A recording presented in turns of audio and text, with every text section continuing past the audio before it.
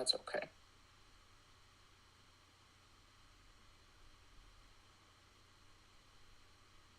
think we're live. We're live. Live. Tell me how bad it sounds when you talk. Yeah.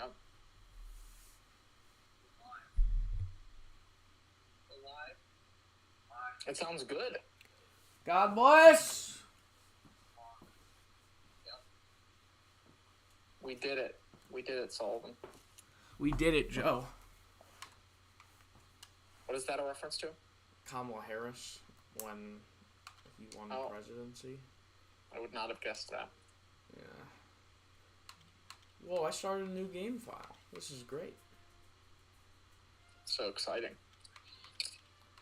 Sullivan's throwing it back to our earliest stream. Throwing it back. You know me. I always like to throw it back. I'll be right back. I'm going to get a soda. Okay. Sorry. That's okay.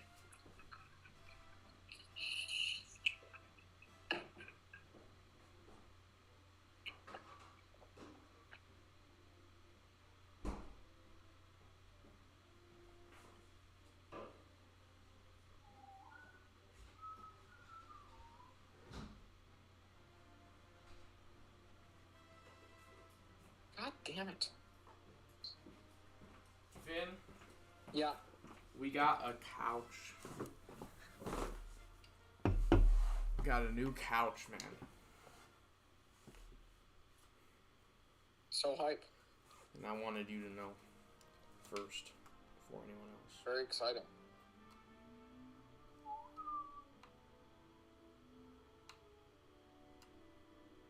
Wow. Do. It's just the perfect Lego game. I don't know. How is the new one? Let's start off with that. Yeah, let's start with so today I finished Revenge of the Sith. So I've done the original trilogy and all the prequels. Nice. And I'm halfway through Force Awakens. Oh, nice. So that's where I'm at right now. I haven't done much open world stuff. It's very he's just walking around. Are you seated now? I am now, yeah. I'm watching behind. You see a delay. Yeah, that's what I'm saying. But it's good. It's I'm happier and happier with it every day. I think the initial reaction is, this is different, but it's not different enough to like fundamentally change anything, and it just kind of seems like a waste of time. And a lot of the levels are not as good as the original versions, especially the original trilogy levels. I told you it very much feels like Lego Indiana Jones 2, where it's Lego Star Wars: The Complete Saga, but everything is every level is worse. Right. And that's not really what you want. But there is some creative stuff. You know, the camera is over the shoulder now instead of being Really? Yeah, instead of being like open like this, it's like you're playing an Arkham game or something. That's bizarre. And but it's a third person shooter. The best thing about it, I think, is that it's so much more fun to be a blaster character now than it used to be. You used to pretty much never want to be a blaster character. Yeah, that's true. You kind of always wanted to be a Jedi, and it's always going to be cool to be a Jedi. So the fact that now like third person shooting mechanics exist, and you can like take cover and aim and shoot, that just makes everyone's life easier. And I've had a lot of fun with that stuff. And once you get into the grind of it, you're into the grind of it. There are big differences, but I don't know. It's a little obnoxious. One thing that I do hate is that, like, they do the thing, like in, like, Lego Avengers or some of the more recent Lego games, or, like, Lego Batman 3, where the open worlds are, like, a bunch of different planets. And you, like, go into a menu, and then you're like, I want to go to this planet. You go there. But, like, what's worse than that is that you go into the menu and you're like, I want to go to this planet, and it's like, what section of this planet do you want to go to? So, like, I can't walk from Luke's house to Mos Eisley on Tatooine. I have to go into a menu to go to Mos Eisley. That's dumb. Which is really dumb. Especially, it's a PS5 game, man. like I could expect that from, like, the PS4 version. You know, like, Lego Batman 2 had, like, the 3 islands, and on Xbox 360 and PS3, you could fly across the whole thing. But on Wii, because it was the Wii, you had to, like, when you wanted to go from the top island to the middle island, you had to, like, load it. You had to, like, go into a load screen while you were going across the bridge. Yeah. Oh, yeah, you're totally right. Yeah. So, like, I could get that if it was, like, the Switch version or the PS4 version, but I'm playing this thing on a PS5. And it also shouldn't have longer load times than Ghost of Tsushima, because it's a Lego game. And it loads like a Lego game would have loaded on PS4. And that's embarrassing, because PS5 games are supposed to be really quick loads.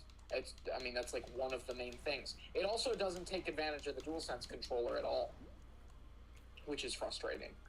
That I don't. It's frustrating to me because the problem. DualSense controller is so awesome. It's not make or break. You know, if that was the only thing, I would be like, oh, whatever. But it is kind of like, oh. But in terms of how it works as an actual game, definitely the way that the open world was handled is the most bothersome. It's neat to, like, walk around Coruscant, and those spaces, you know, it's not exactly like Lego Batman 3 because the planets aren't actually spherical and, like, feel like there's no space. Like, when you're in the little Coruscant area, it feels like there's, you know, a decent amount to run around, and then you get on you go to the menu and you go to the other section of Coruscant and you, like, run around, you know. But there's like 6 sections on Coruscant. It's so awful.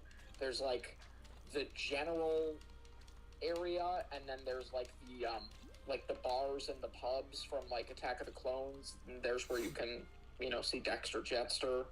And he looks so good. Yeah, I was actually shocked because he's very brown and, like, different looking, and I thought you were gonna hate it. No, so I was very happy that you liked his redesign. I sent Sullivan a picture of Dexter Jetster when I found him. Dexter Jetster is my favorite Lego, or not my favorite, like, just my favorite Star Wars character. Is what I meant to say. Yeah. I will say I'm very much looking forward to getting in a lot of time as Solo, a Star Wars story, Han Solo. Is that in the game? There is because I got the deluxe edition for $70 instead of $60.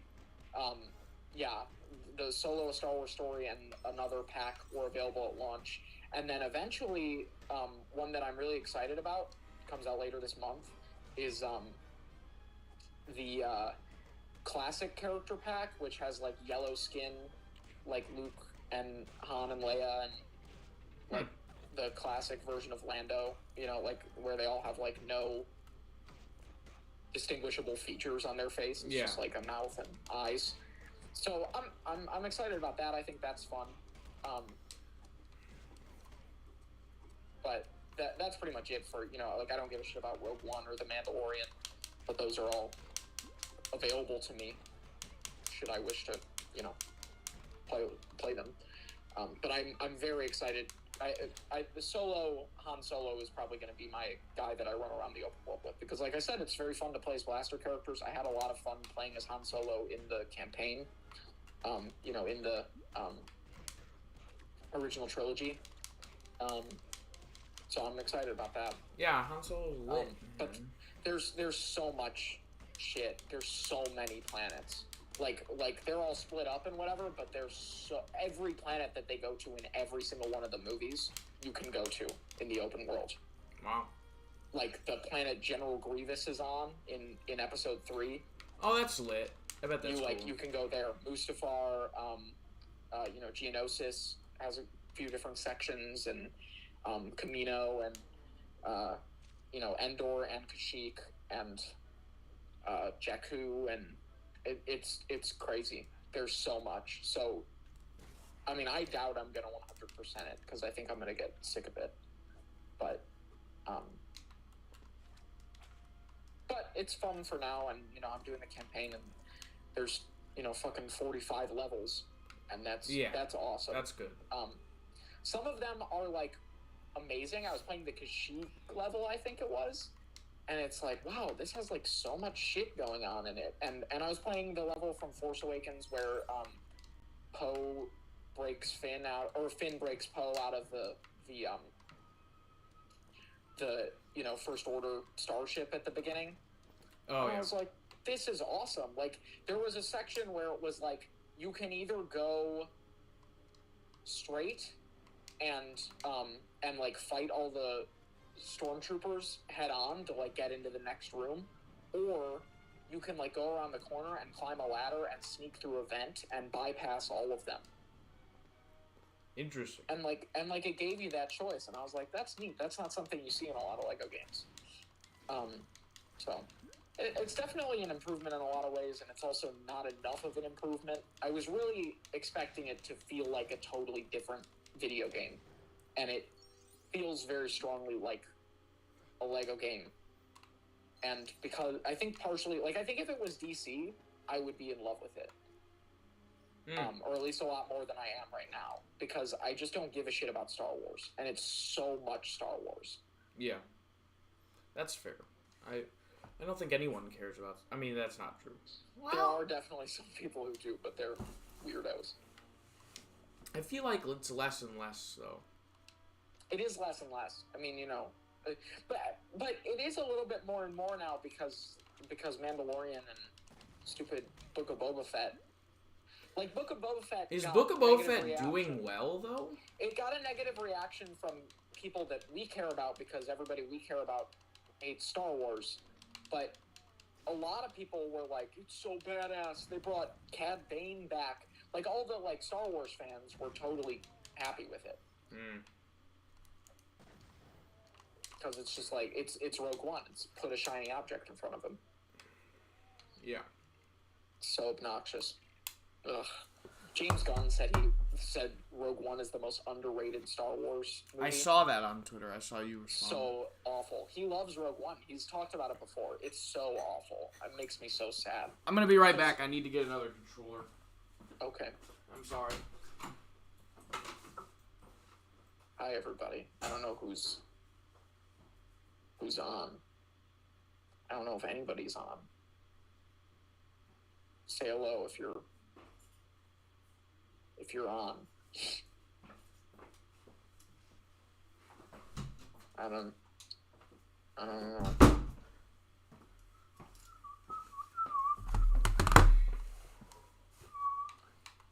It's been a while since we've had actually no audience. Like, actually not one person.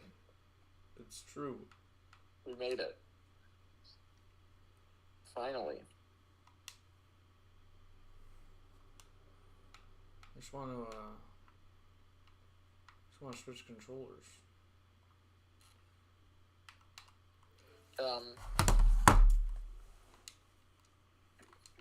So yeah, that's LEGO Star Wars: The Skywalker Saga. I've been playing a lot of it, and it has given me energy and meaning in my life, which is great.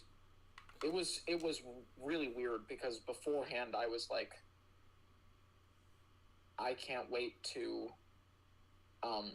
get LEGO Star Wars because it'll make me feel better about my life.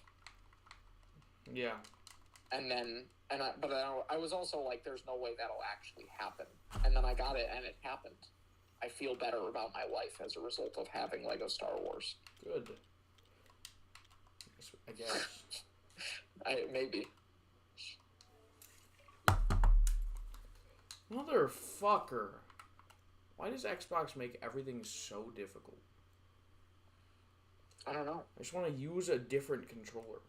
Why don't you just swap out the batteries? No, it's not batteries. It's like, this has like some weird sticky substance on it, so I can't hit the X button to fight anyone. Interesting.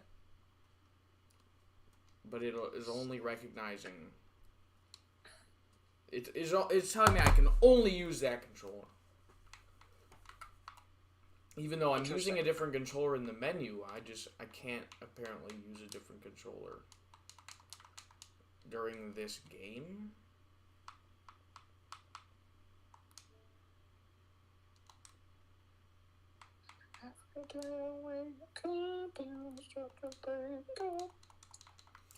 I really don't know what to do here. I guess I just have to continue to use the crappy controller where I can't fight or anyone. Like, you actually can't, or it's just difficult? No, like, I can hit like someone like every 20 seconds. Why don't you rinse it off? No, it's like on the inside. Oh, it's always been like that? No, not always. Okay. I don't know, man. I've been watching Moon Knight. Have you been watching Moon Knight? I've not watched Moon Knight. Should I talk about Moon Knight or Morbius first? I don't care. Whatever you want, man. I've been watching Moon Knight on Disney Plus. It's pretty good. Yeah, I've heard it's pretty decent. I've been enjoying it. I think you would actually kind of like it. I think you would be entertained by it. There's like no women in it. Actually, that's not true. There's a woman who got introduced in the last episode, and she's awful. She reminds me of the girl from... Did you see Uncharted? You didn't see Uncharted. She reminds me of the girl from Uncharted. And the girl from Morbius, actually. It's like vaguely ethnic lady. She's like the James Franco love interest from Rise of the Planet of the Apes, but like, you know, badass. That seems to be the type now. Because Uncharted and Moon Knight and they're all British. Morbius, they all have that. Vaguely ethnic British girl who's a badass. Interesting. Sounds awful. The one from Morbius is even a doctor. And they're all, like, horribly underwritten and terrible. But Oscar Isaac... Yeah, everyone's saying he's doing amazing. Fucking good as Moon Knight. Because I don't know if you know, the, like, premise of Moon Knight is, like, he has dissociative identity disorder, so he'll, like, go to sleep, and when he goes to sleep, he becomes Moon Knight, and then he'll just, like, wake up. So the first episode, you don't see Moon Knight until literally the last shot. And the whole episode, the whole, like, you know, 45-minute episode is he's like a museum gift shop clerk. He's this, like, awkward, shy British guy, and he knows that he, like, sleepwalks, but he doesn't really know, like, what he does when he sleepwalks. And so he'll, like, and so he's like, "Hi, I'm Steven, and don't mind me." And he's got a little fish that he lives with, and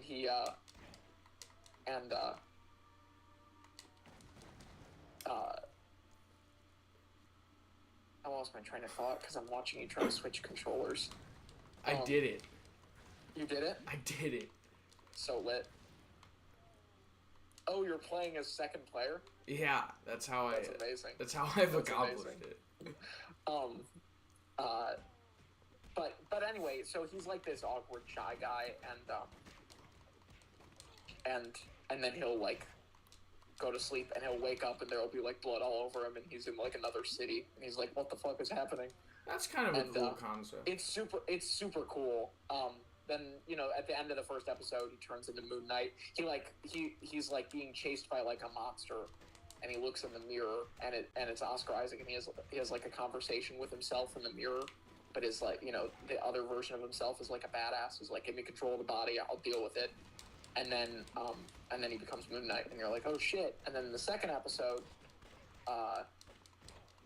there's more conversations between the two of them and whatever. But there's also this thing where he's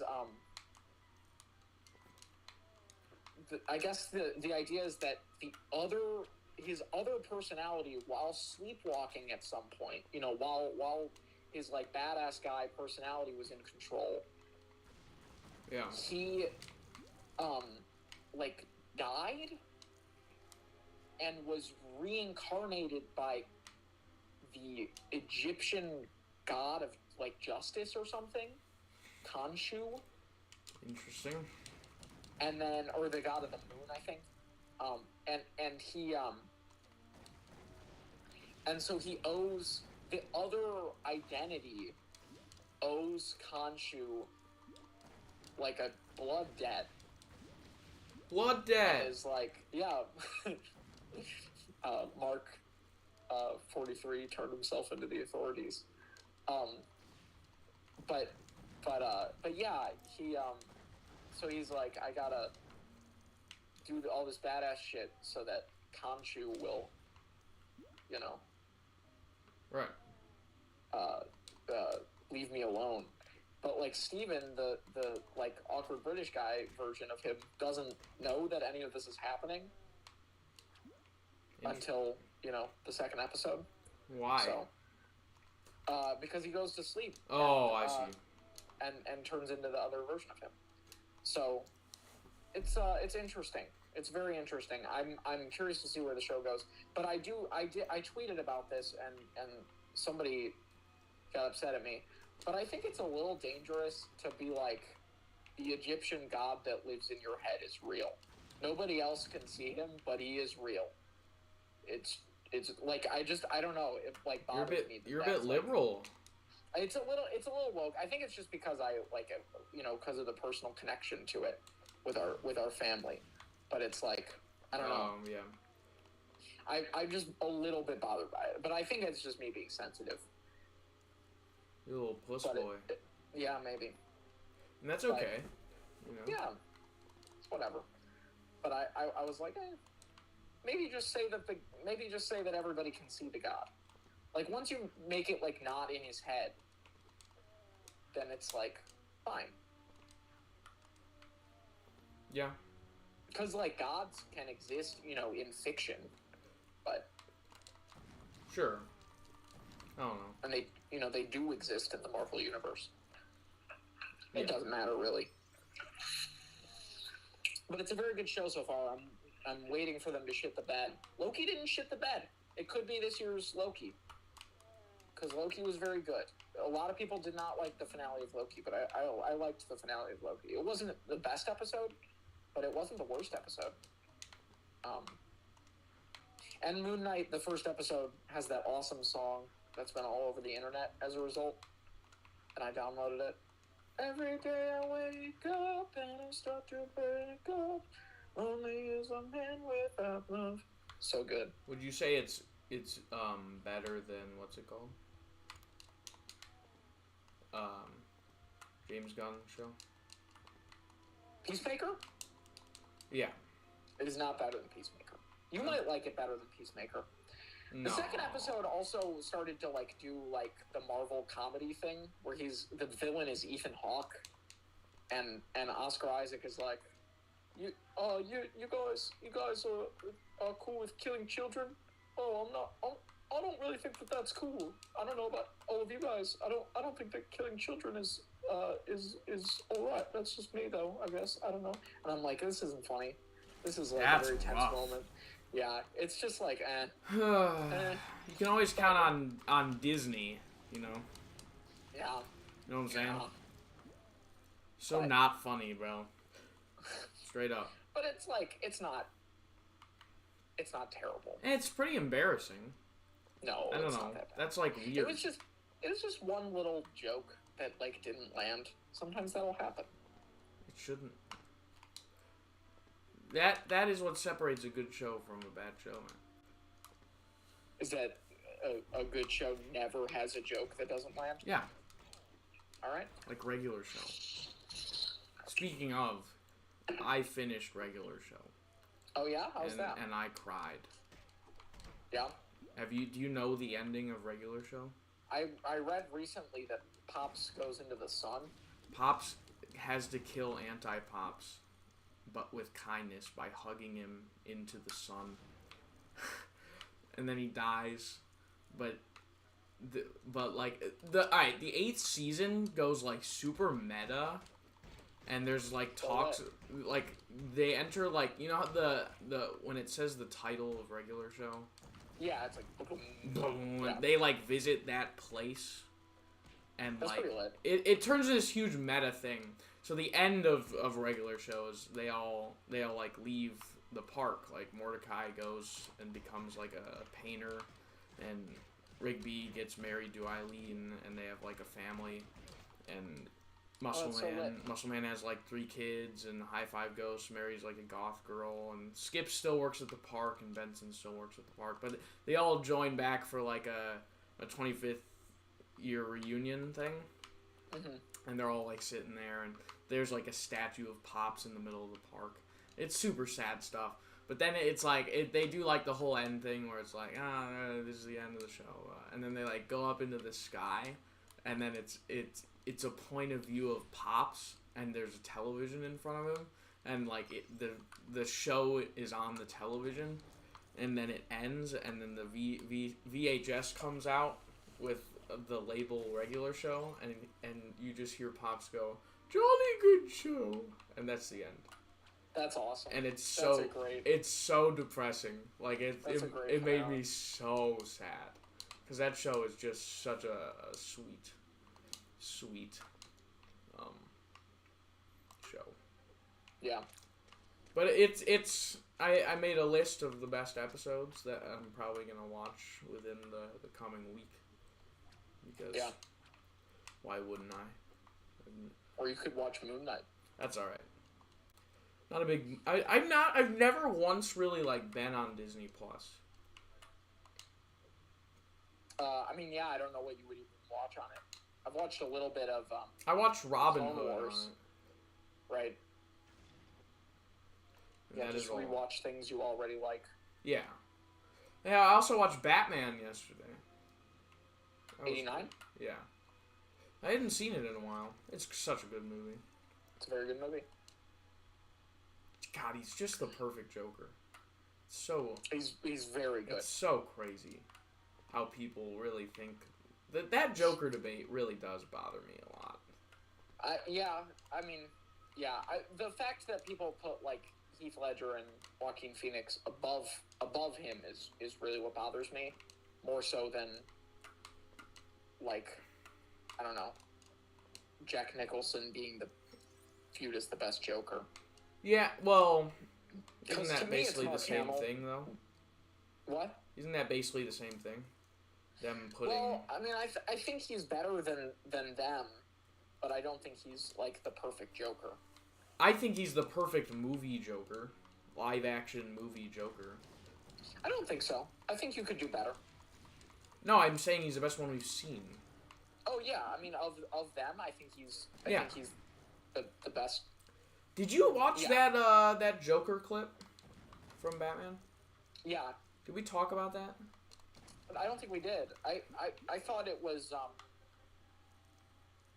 I mean, I just think it's dumb, and people are gonna treat it as canon, even though it wasn't in the movie, and also like, why put it in the movie? And like, people were like, I understand why this got cut, because it would have overshadowed the Riddler. He would have been such a more exciting villain than the Riddler. I'm like, no, it got cut because it has nothing to do with what the fuck is happening in the movie. Like, that's why it got cut. God, people, the way people think, bro. I know, it's insane. But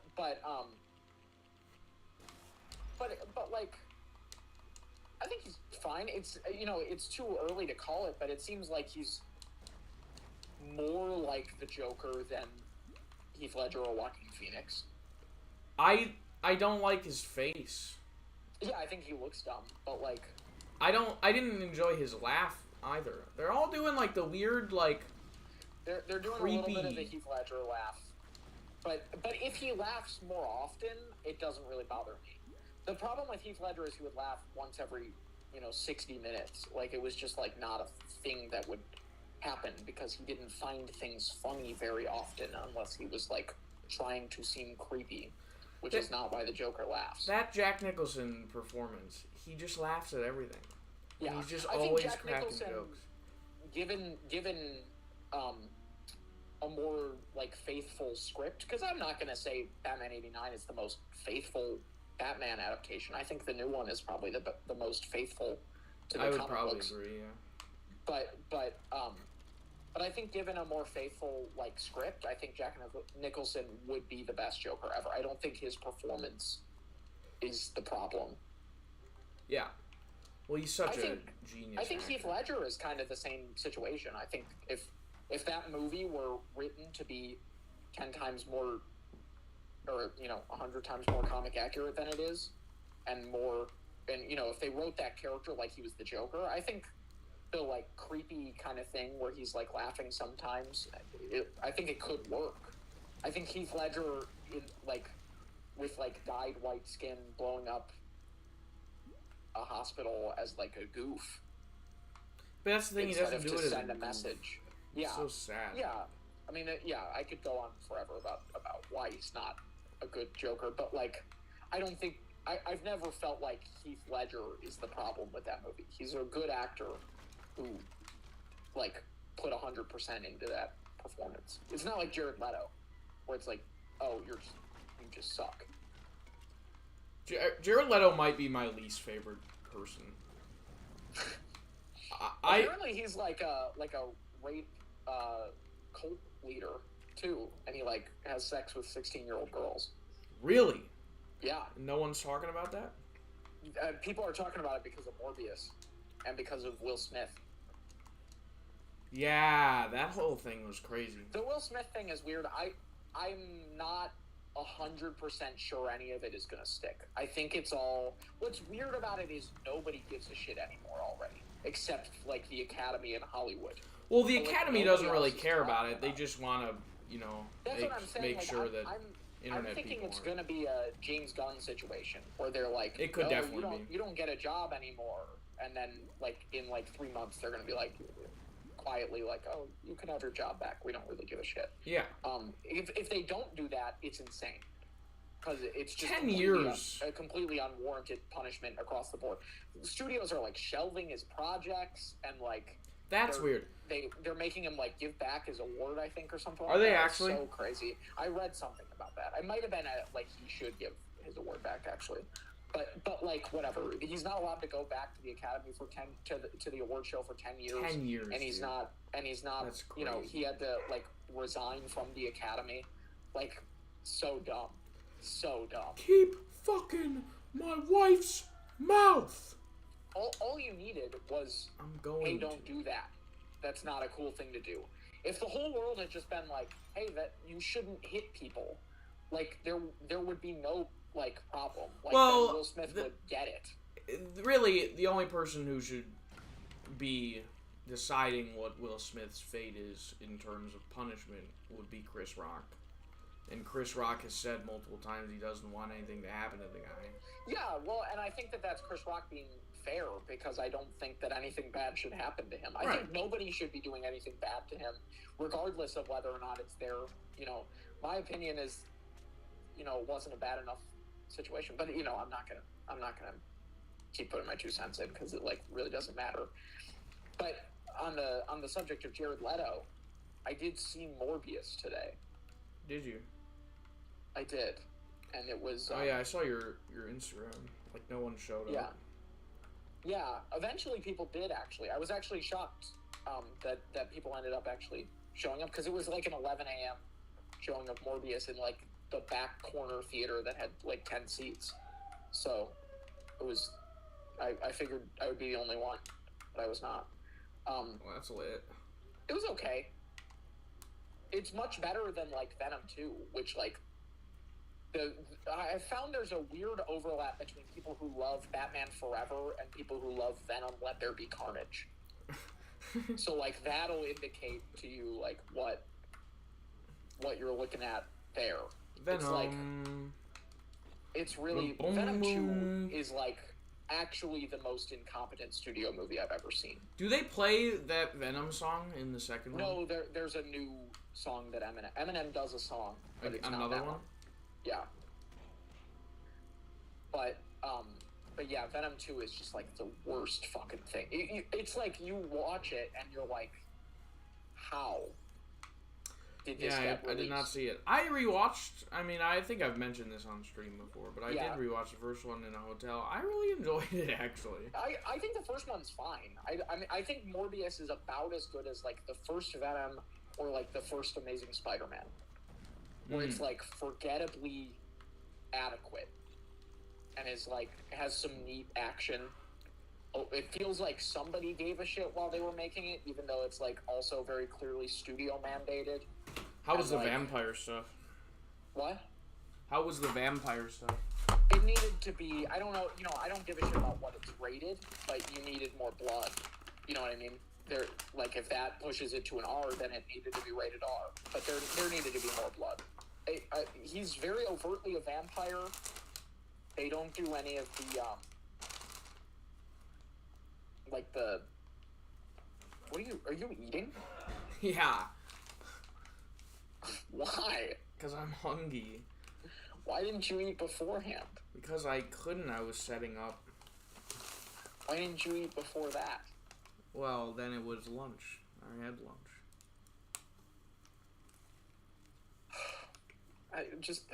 All these people are gonna watch you eat. Yeah.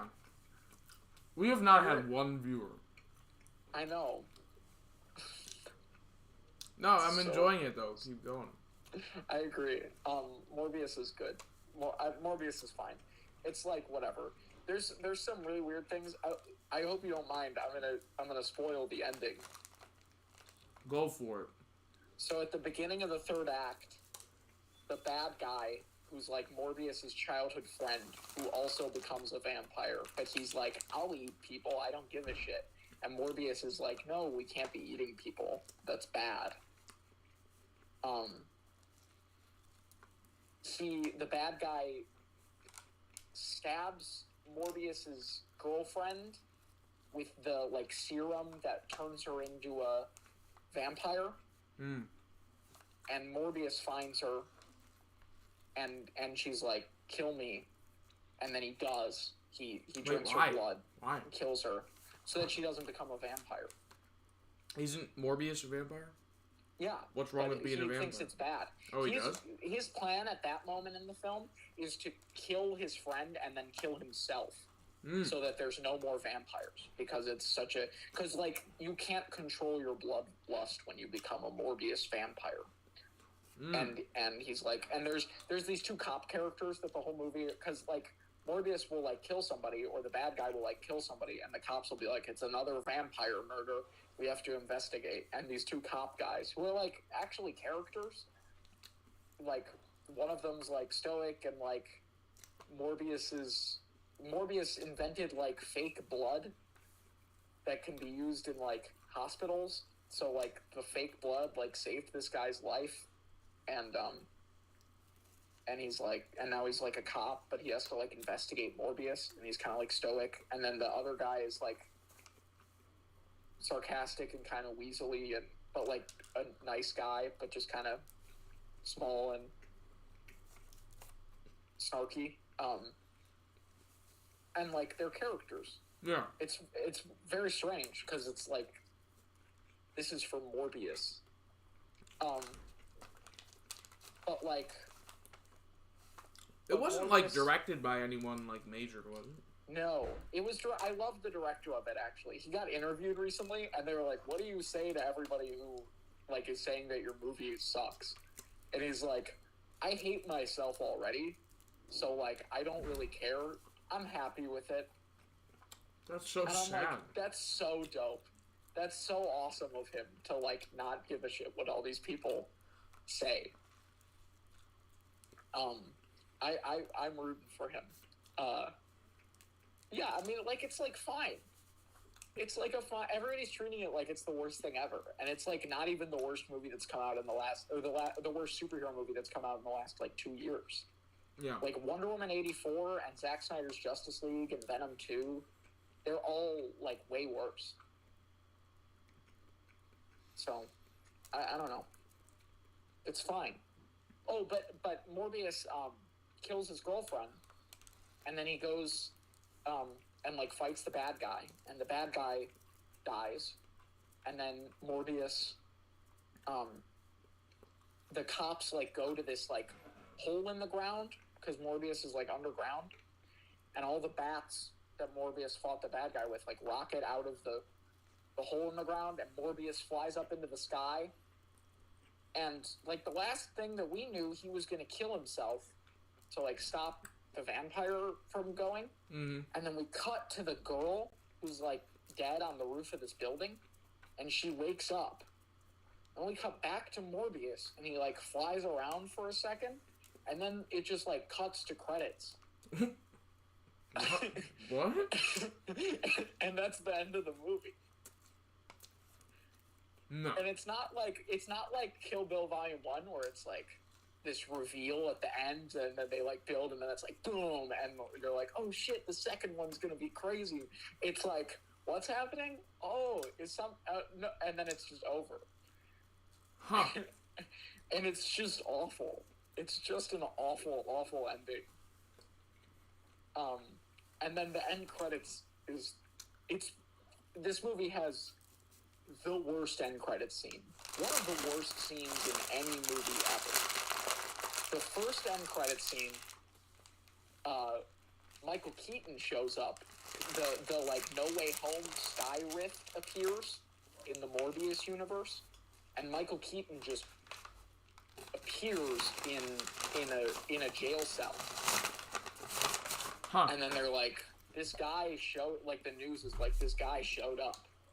And then back to credits. And then another scene starts, and it's Morbius in the middle of the night. He's like driving through the desert, and he stops in the middle of the desert. He gets out of his car, and Michael Keaton Vulture. I don't know how he got his Vulture gear because he showed up in another dimension, but he's fully the Vulture, and he like Wait, like. No, not like comic book. He's still in the same like Bionicle. He's in the same costume as Homecoming, and he like shows up, and he lands, and he's like, "This is literally." I'm gonna read to you the exact dialogue. Hey, I don't know how I got here. I think it has something to do with Spider-Man. We should form a team of supervillains to fight Spider-Man. And then Morbius goes, "Intriguing." Cut to credits. Like that fast. Wow.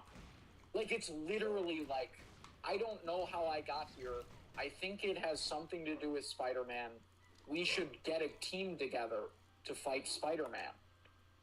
Like that's the dialogue. And it's Michael Keaton, but it's like obviously not him because like he doesn't take his mask off. He's just like CGI Vulture.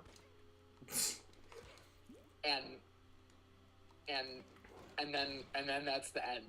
And it's the worst thing I've ever seen. The rest of the movie, though, is, like, more or less fine.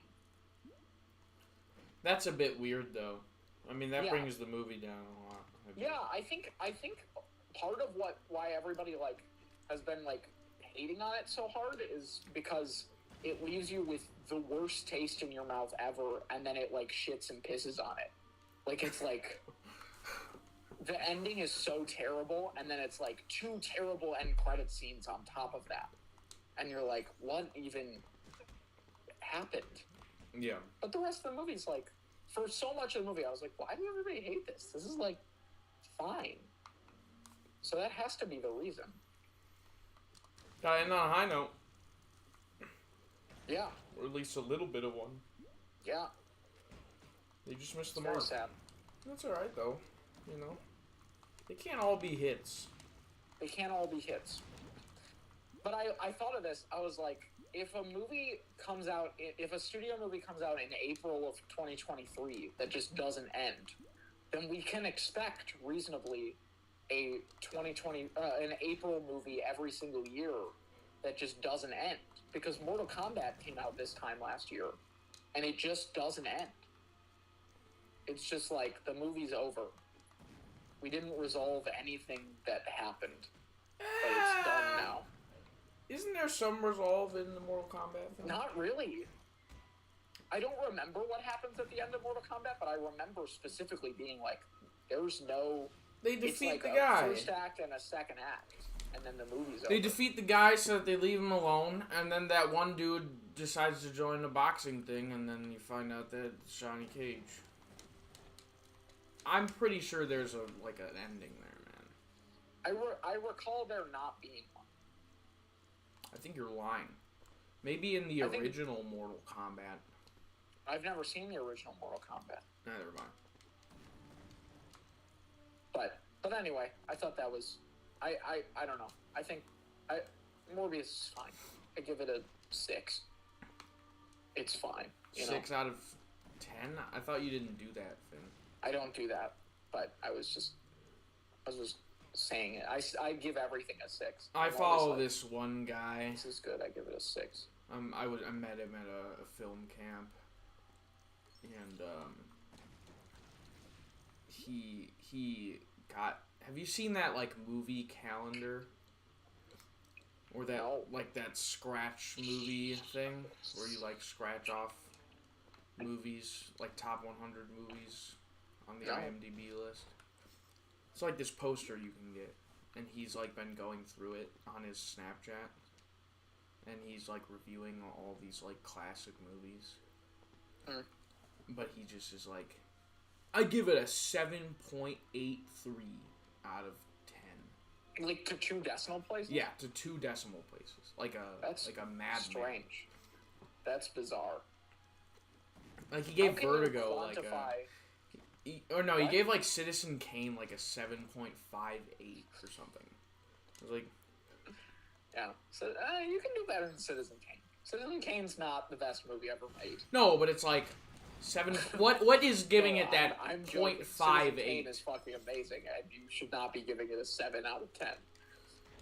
I'm fine with that rating, but it's just what about it makes it a 0.58 instead of just a 0.5? Yeah. That's the biggest problem with those is if you're doing that, then you must have 1,000 reasons why a movie should be a 10 out of 10. Yeah. It's I saw somebody the other day. Did I tell you about this? The person that I saw trying to review Nightmare Alley on Twitter. No, was there someone trying to review it on Twitter? Somebody was tweeting. They were I was trying to review Nightmare Alley on Letterboxd, and I was this isn't good enough to be a 3, and it's not bad enough to be a 2, and it's not okay enough to be a 2.5. And I'm you're describing having an experience. You're describing the process of watching a film. Yeah. You don't quantify that shit. Because, it just will not line up. It will not line up with numbers. That's not what it's meant to do. Yeah, I don't like the number rating. Yeah. We used to do it all the time. What? We used to do it all the time. Oh yeah, it was the thing to do. We didn't know another way. Yeah. It was a must-have part of a review. Yeah, when you grow up watching all the YouTubers who worst people ever. Yeah. Yeah. It's just how it is. But yeah, I don't think that it. My favorite thing though is seeing what all those guys are up to in their lives and how they've just chilled out to. I love. Did you see the YMS controversy that happened? Yeah, I did. Did he quit? No, he didn't quit. But he was I didn't finish watching the movie. 6 out of 10. And they're what the fuck, man? He's well, it's too much to watch. There's just been too much to watch, so I kind of speed run it. And they're you can't do that. And he's I just put out the content. It's important that I get the content out. So I just I watch half of the movie and then I'll give it a 5. And you're dude, what the fuck is wrong with you? Yeah, I hate that. So awful. Your Movie Sucks is definitely the worst. I do It like sucks 'cause, his I mean, Cool Cat though. Yeah, I mean, it's funny to watch people shit on shitty movies. You know, I mean, Yeah. if Red Letter Media was doing that, it would be funny. There he is. But it's not. It's not entertaining to watch somebody like trivialize something that actually like has effort and You're right. even if part of the reason the Cool Cat thing still holds up to me is that Cool Cat is like a shill product by an asshole. Like it's not like a something that like good people cared about making. Right. So like it's it's a different thing to make fun of somebody like I don't know Len Kabaczynski. Like if Your Movie Sucks did something like that with a Len Kabaczynski movie, it would not work because it's like, yeah, this sucks, but like he tried, so you have to like. That's the thing about Red Letter Media is that they like are genuine in their assessments of those kinds of things. Yeah. I don't know. I agree, man. I think this world is, you know. Yeah, you know. I wasn't really saying anything about the world. Just Your Movie Sucks. No, but I was saying something about the world. Oh yeah, that's fair. Yeah. What else is there to talk about? We talked about Lego Star Wars. Talked about Morbius. Talked about Moon Knight. Talked about. Oh, I watched Winning Time. I've been watching Winning Time. So have I I. finished the 5th episode today. You gotta watch it. It's very. They just in the 5th episode they start the 79-80 season. Really? Jesus. And it's very exciting. My God, what do they do for the next fucking 2 episodes? 4th episode is very, very good. Yeah, don't tell me. I want to be some good Kareem stuff is coming up. If you felt that there's been a lack of Kareem stuff going on, there has been. He wasn't even in the second been. episode. There was a lack of Kareem stuff. At 4 and especially 5. 5 is all about Kareem. So, I like Kareem. It's pretty cool. It's very good. It's very there's a point at the end of towards the end of episode 5 where it's like, oh yeah. I don't say anything else, but it's a great show. I've been missing what's his name? Jason Clarke, guy who plays Jerry West. He's kind of in it less and less as it goes on. Yeah. And he was kind of my favorite in the first couple episodes. He is so good. He's so good. I did not know that guy could act. Yeah, because he's just like in shit. Yeah, he's in like shitty action movies, it feels like. Yeah.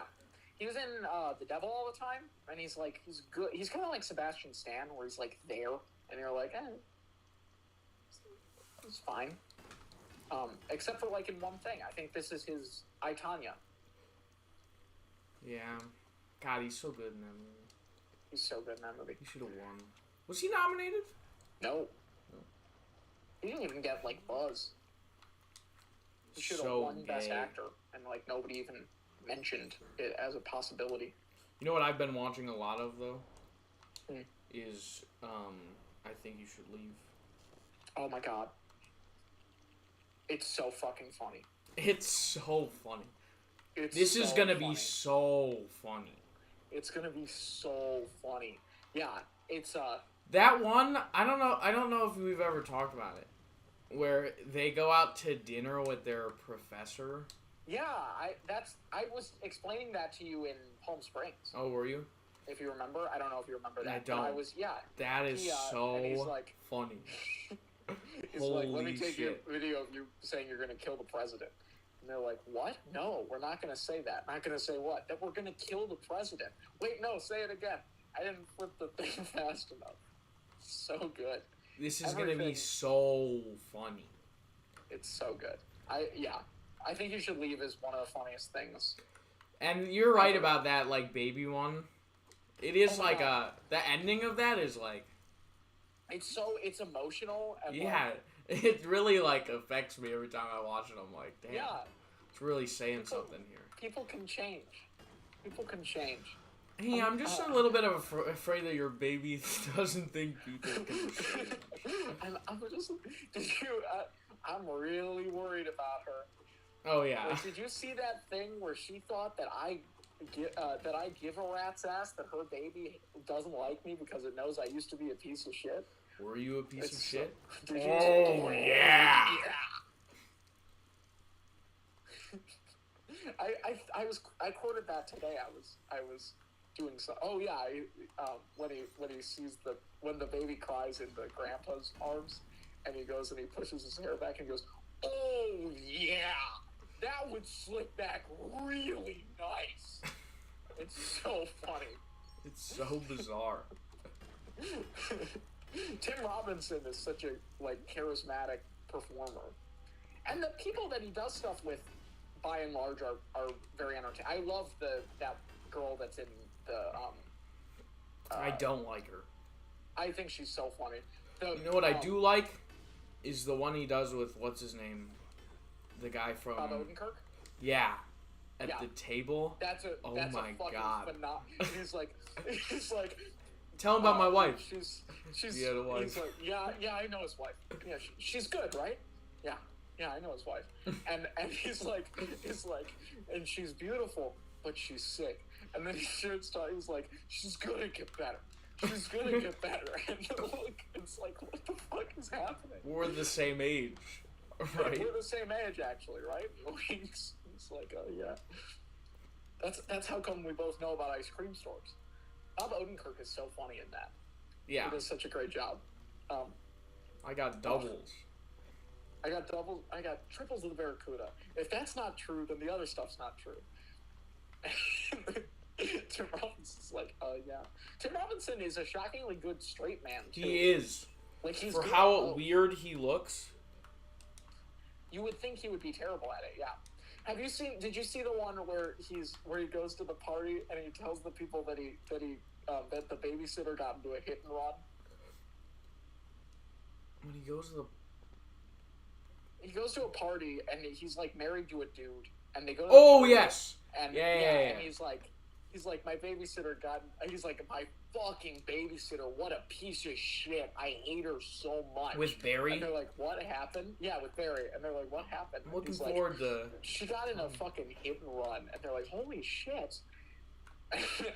And then he just keeps badgering him about the hit and run. He's like, no, the cops showed up and they were like, the people that she hit are not people. They're they don't even matter. And they're they're homeless. He's like, no, there's no record that they exist at all. They don't matter. They're not people. So just drop it. It's so good. It's so funny. He is really, really great. That one where he's at the table, and they're gonna play the game to decide who pays the bill. Oh yeah, and the guy's like, "Fuck, I should lied." That was how I was introduced to I Think You Should Leave. Josh Pike recommended it to me during Assassins, because the second season came out during Assassins. He was like, I'm so excited the second season comes out tomorrow or something like that. Or it came out yesterday, and he was like, he was watching it, and he was like, he did that impression of that guy, and I feel like I hear it in Josh Pike's voice all the time. Fuck, I should have lied. I should have said there was a reason I couldn't pay. It's so good. It's so funny. This is gonna be so funny. This is gonna be so funny. And the TC Tucker's ad is hysterical. And the guy who the guy who's giving feedback on the fucking Fords. It's I think it's a good idea. Yeah, I don't like that one too much. You don't like that one? I enjoy it. I enjoy it a lot. Oh, and the fucking you know what's one I like to watch a lot because of the song is the Honk If You're Horny, and then he goes to the funeral. Oh, the funeral one? Yeah. Yeah, and he goes, Friday night, I'm thinking that we just might fly away to someplace they don't know who we are. And then at the end he's like, "I love you, Mom," and you're like, "What the fuck was any of this?" It's such a bizarre thing. And I love the. I was gonna say I love the girl from the Santa Brought It Early sketch. Have you seen the Capitol Room? What is that? Is that Where the? it's the Shark Tank parody. Yeah. That's so not funny. Oh, it's so funny. Where she's in Charlie Brown's pants. Don't bring a bad idea to me, or I'll. You're like, what the fuck? It's so good. I'm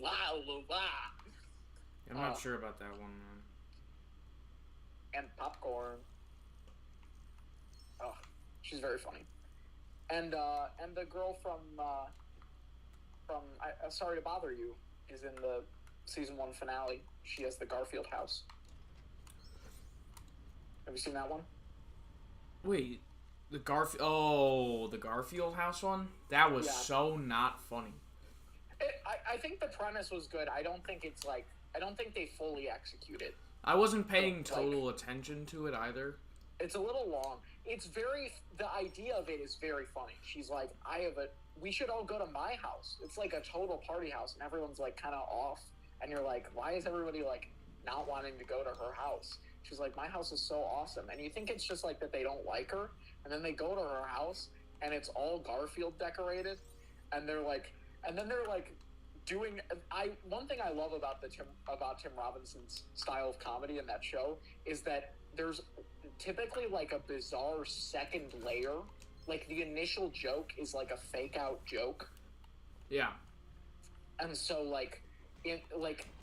the initial joke is nobody wants to go to her house because it's the Garfield house. And then you find out that it's the Garfield house. And but then you find out that it's like a serial. Well, no, but then it's like an intervention. And Tim Robinson they're like, Tim, like you're like drunk all the time and it like ruins our lives. And the one woman is like crying, and then she's like, I'll never forget when I told you that I bought Jim Davis, the creator of Garfield's house, and you said I don't care about that. You're a fucking huge piece of shit. And everybody's like, like telling like legitimately sad things, and she's just like talking about the Garfield house.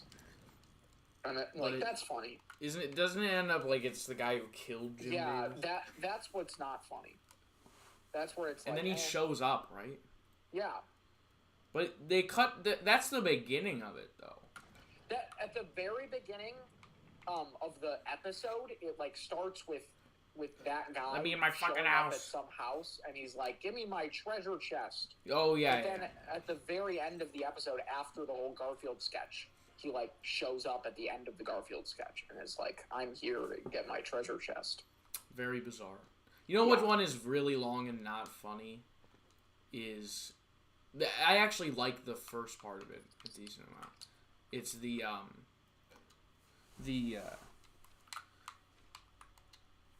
one where about the pants with the pee stain.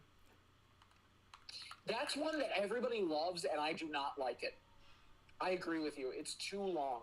The initial joke is very funny, where there's like a website, and he's like always bothering him. Yeah. Like, and he's like, the volume was up, and he's like, did you press volume down? He's like, yeah. He's like, then I don't know what to fucking tell you. I don't do volume shit. But then it just like keeps going, and it's like, come on. Did you sign up? Like, yeah, it gets. Did you give? Did you give? And I don't know.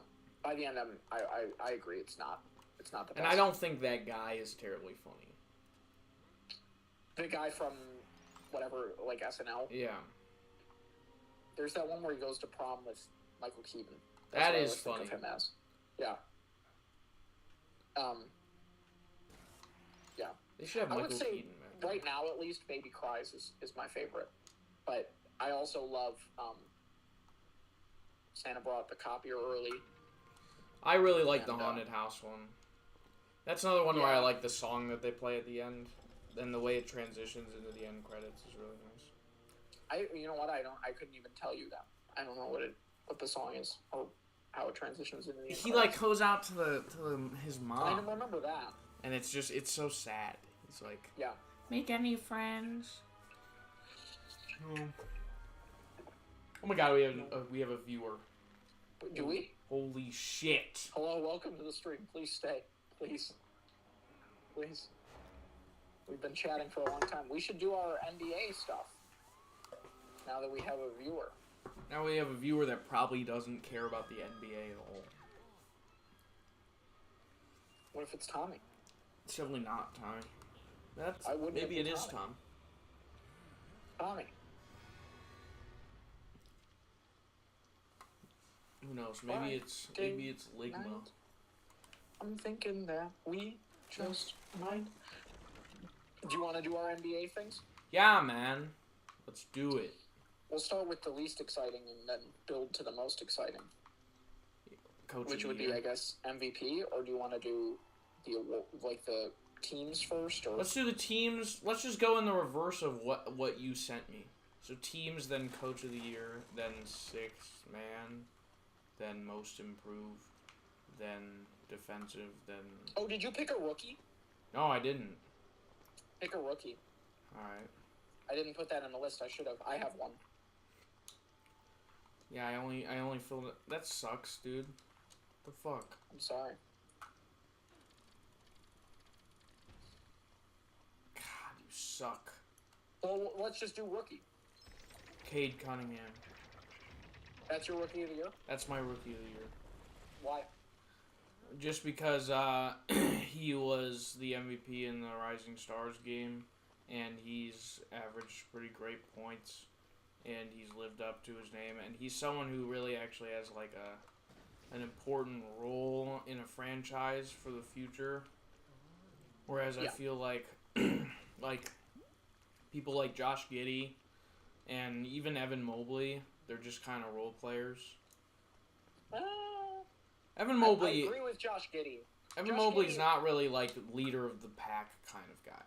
He's just not right now, but I think he will be. I think he's the type to end up being the number one option on the Cavs. I think the big three of him, Garland, and Allen is the Cavaliers' future. Probably, but he's not going to be the leader out of the three of those. I would say he probably is. I mean, him or Garland, maybe. It would definitely be Garland. I think it depends. It depends on what Mobley's ceiling is. I think in terms of how they played, how they individually played this season, it makes sense to me that Evan Mobley is the leader of the Rookie of the Year race. I disagree. He is not who I picked. Who did you pick? I picked Scotty Barnes. Yeah, that would be my second pick because he's someone who's like really taking charge of his team. He's important to the Raptors, and him being if you look at the Raptors team, they lost Kyle Lowry, and their only major addition, as far as I'm aware, has been Scotty Barnes. Yeah. You know, the rest of their core is the same. I mean, Fred VanVleet has stepped up this year, which is great, and Pascal Siakam is better. I wouldn't say Fred VanVleet has stepped up this year. He was fucking but he's been stepping up, and this has been, as far as I'm aware, the best year of his career. Yeah, that might be true. But Scotty Barnes is part of the Raptors. No, he's fantastic. Turnaround. He would be my second pick. Yeah, I would say the difference for me is winning percentage. I mean, obviously, Cade Cunningham is on a worse team, but it's not like he doesn't have other good players. Well, the thing that I like about Detroit is they have been able to beat competent teams. Yeah, and a lot of that is the 96 Bulls when they play us. A lot of that has been because of Cade. I just like his work ethic. I think he plays really smooth basketball. Yeah. My third pick, if I had to choose though, would be Josh Giddey, simply because the amount of triple doubles he's had already in his career is pretty impressive. Yeah, I would probably go Scotty Barnes, then Evan Mobley, then either Josh Giddey or Cade. Probably Cade, and then Giddey. I'm really actually excited to see what Cade's career is like. That's someone I could see myself having an interest in the Pistons and like their franchise. Yeah, I mean, I like the Pistons conceptually. I wish Yeah. they had a better logo and better jerseys. I like their logo. I like their jerseys. Yeah. It's like traditional NBA team. I like that. Yeah. I definitely am not anti-Pistons. But yeah, Scotty Barnes is my pick for rookie. I should say I don't watch a ton of basketball outside of Celtics games. So all of this is pretty much based on what I hear and what I've seen from when these teams play Boston. Interesting. All right. So, but you know, I pay a lot of attention, and you know, I see clips and things, and I've watched a couple games with you. So, yeah. We'll see. All right, do you want to do the All NBA teams? Yeah. Let me get out my list. Oh, it's on my phone.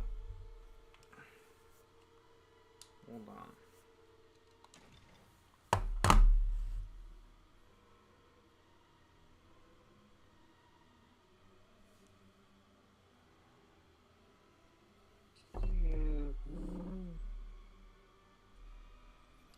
Do we want to do the third team? Sure. I'm gonna list mine then. Yeah.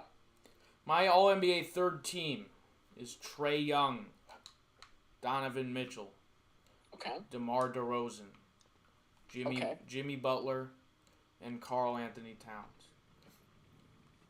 Okay. Mine looks different. Really?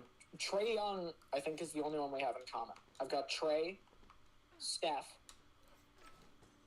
LeBron. You put Steph on third? Yeah. No, it's not ridiculous. Guards are competitive. I think guards are the most competitive. Trae, Steph, LeBron, Siakam. Yeah.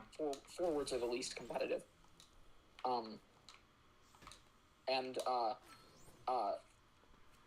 It probably Cat. I wrote in Rob Williams just because I love him and he's been so important to the Celtics. No, that's fair. Just Rob has had a fucking phenomenal season. Yeah. And he should be considered one of the best centers in the league. Is he the third best center in the league? That's a different question. I think he's better than Rudy Gobert, arguably. I agree. Rudy Gobert does nothing really offensively. Yeah, I think Rob is more important to that team and also just has a better vibe with the team. I mean, Rob has been a great part of the Celtics in a way that Rudy Gobert has not necessarily been for Utah. And the Celtics have had a better story, and they clearly depend on him a lot because of the last few games. And Rob's just great. I think Rob is currently kind of underrated. He's like in the process of people waking up to seeing that he's kind of awesome. Mm-hmm. I agree, man. But yeah, big fan of Rob. But I would say Cat. You know, Cat has just had a really good season, games. winning 3-point contests and yeah.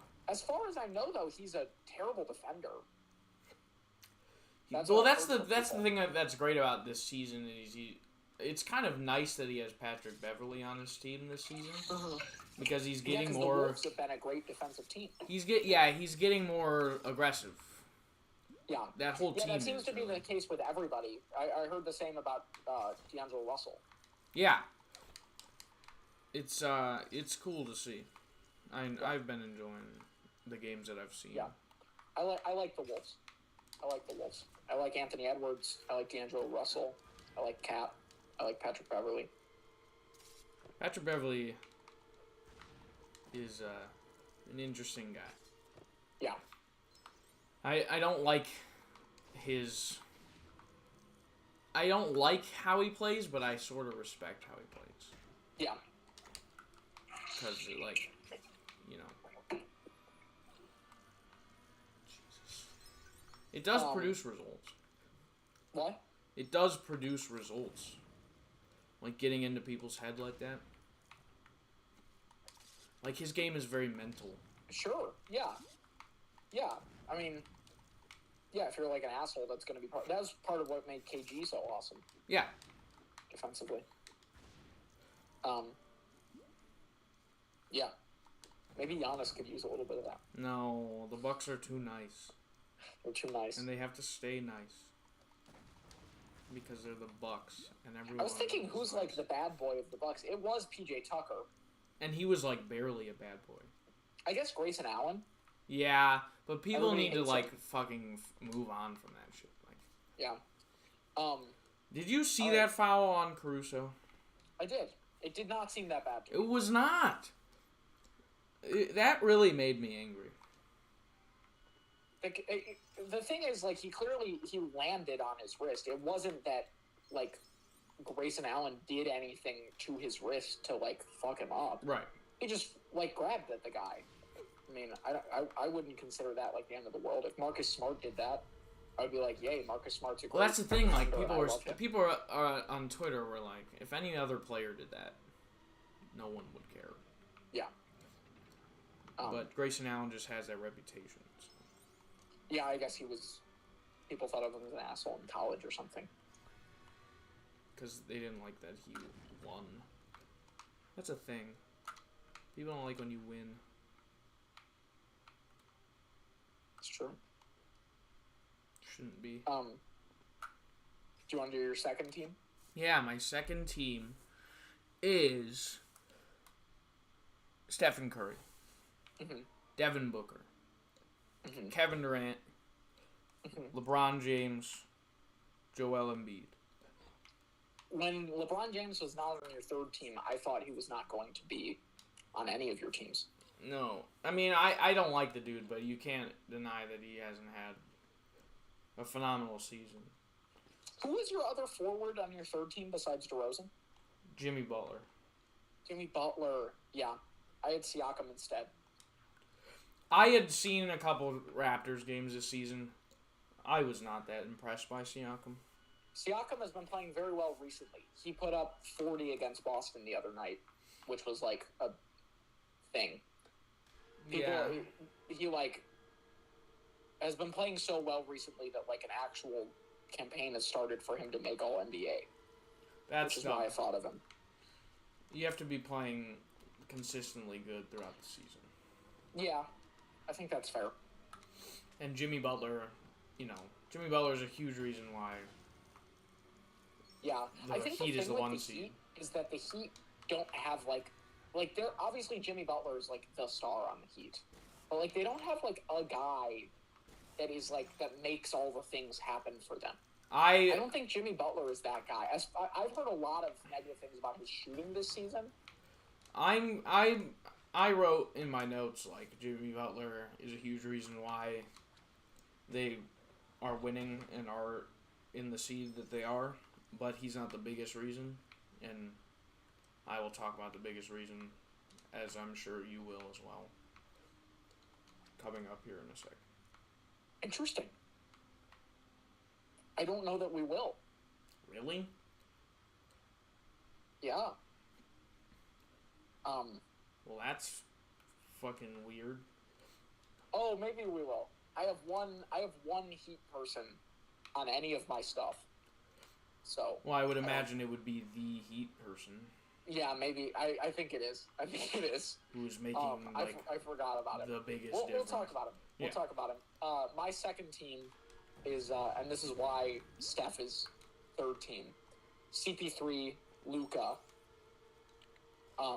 DeRozan, KD, and Embiid. All right. You had Embiid on your second team? I did. So Jokic is your first center? Yes. Yeah, same. I agree.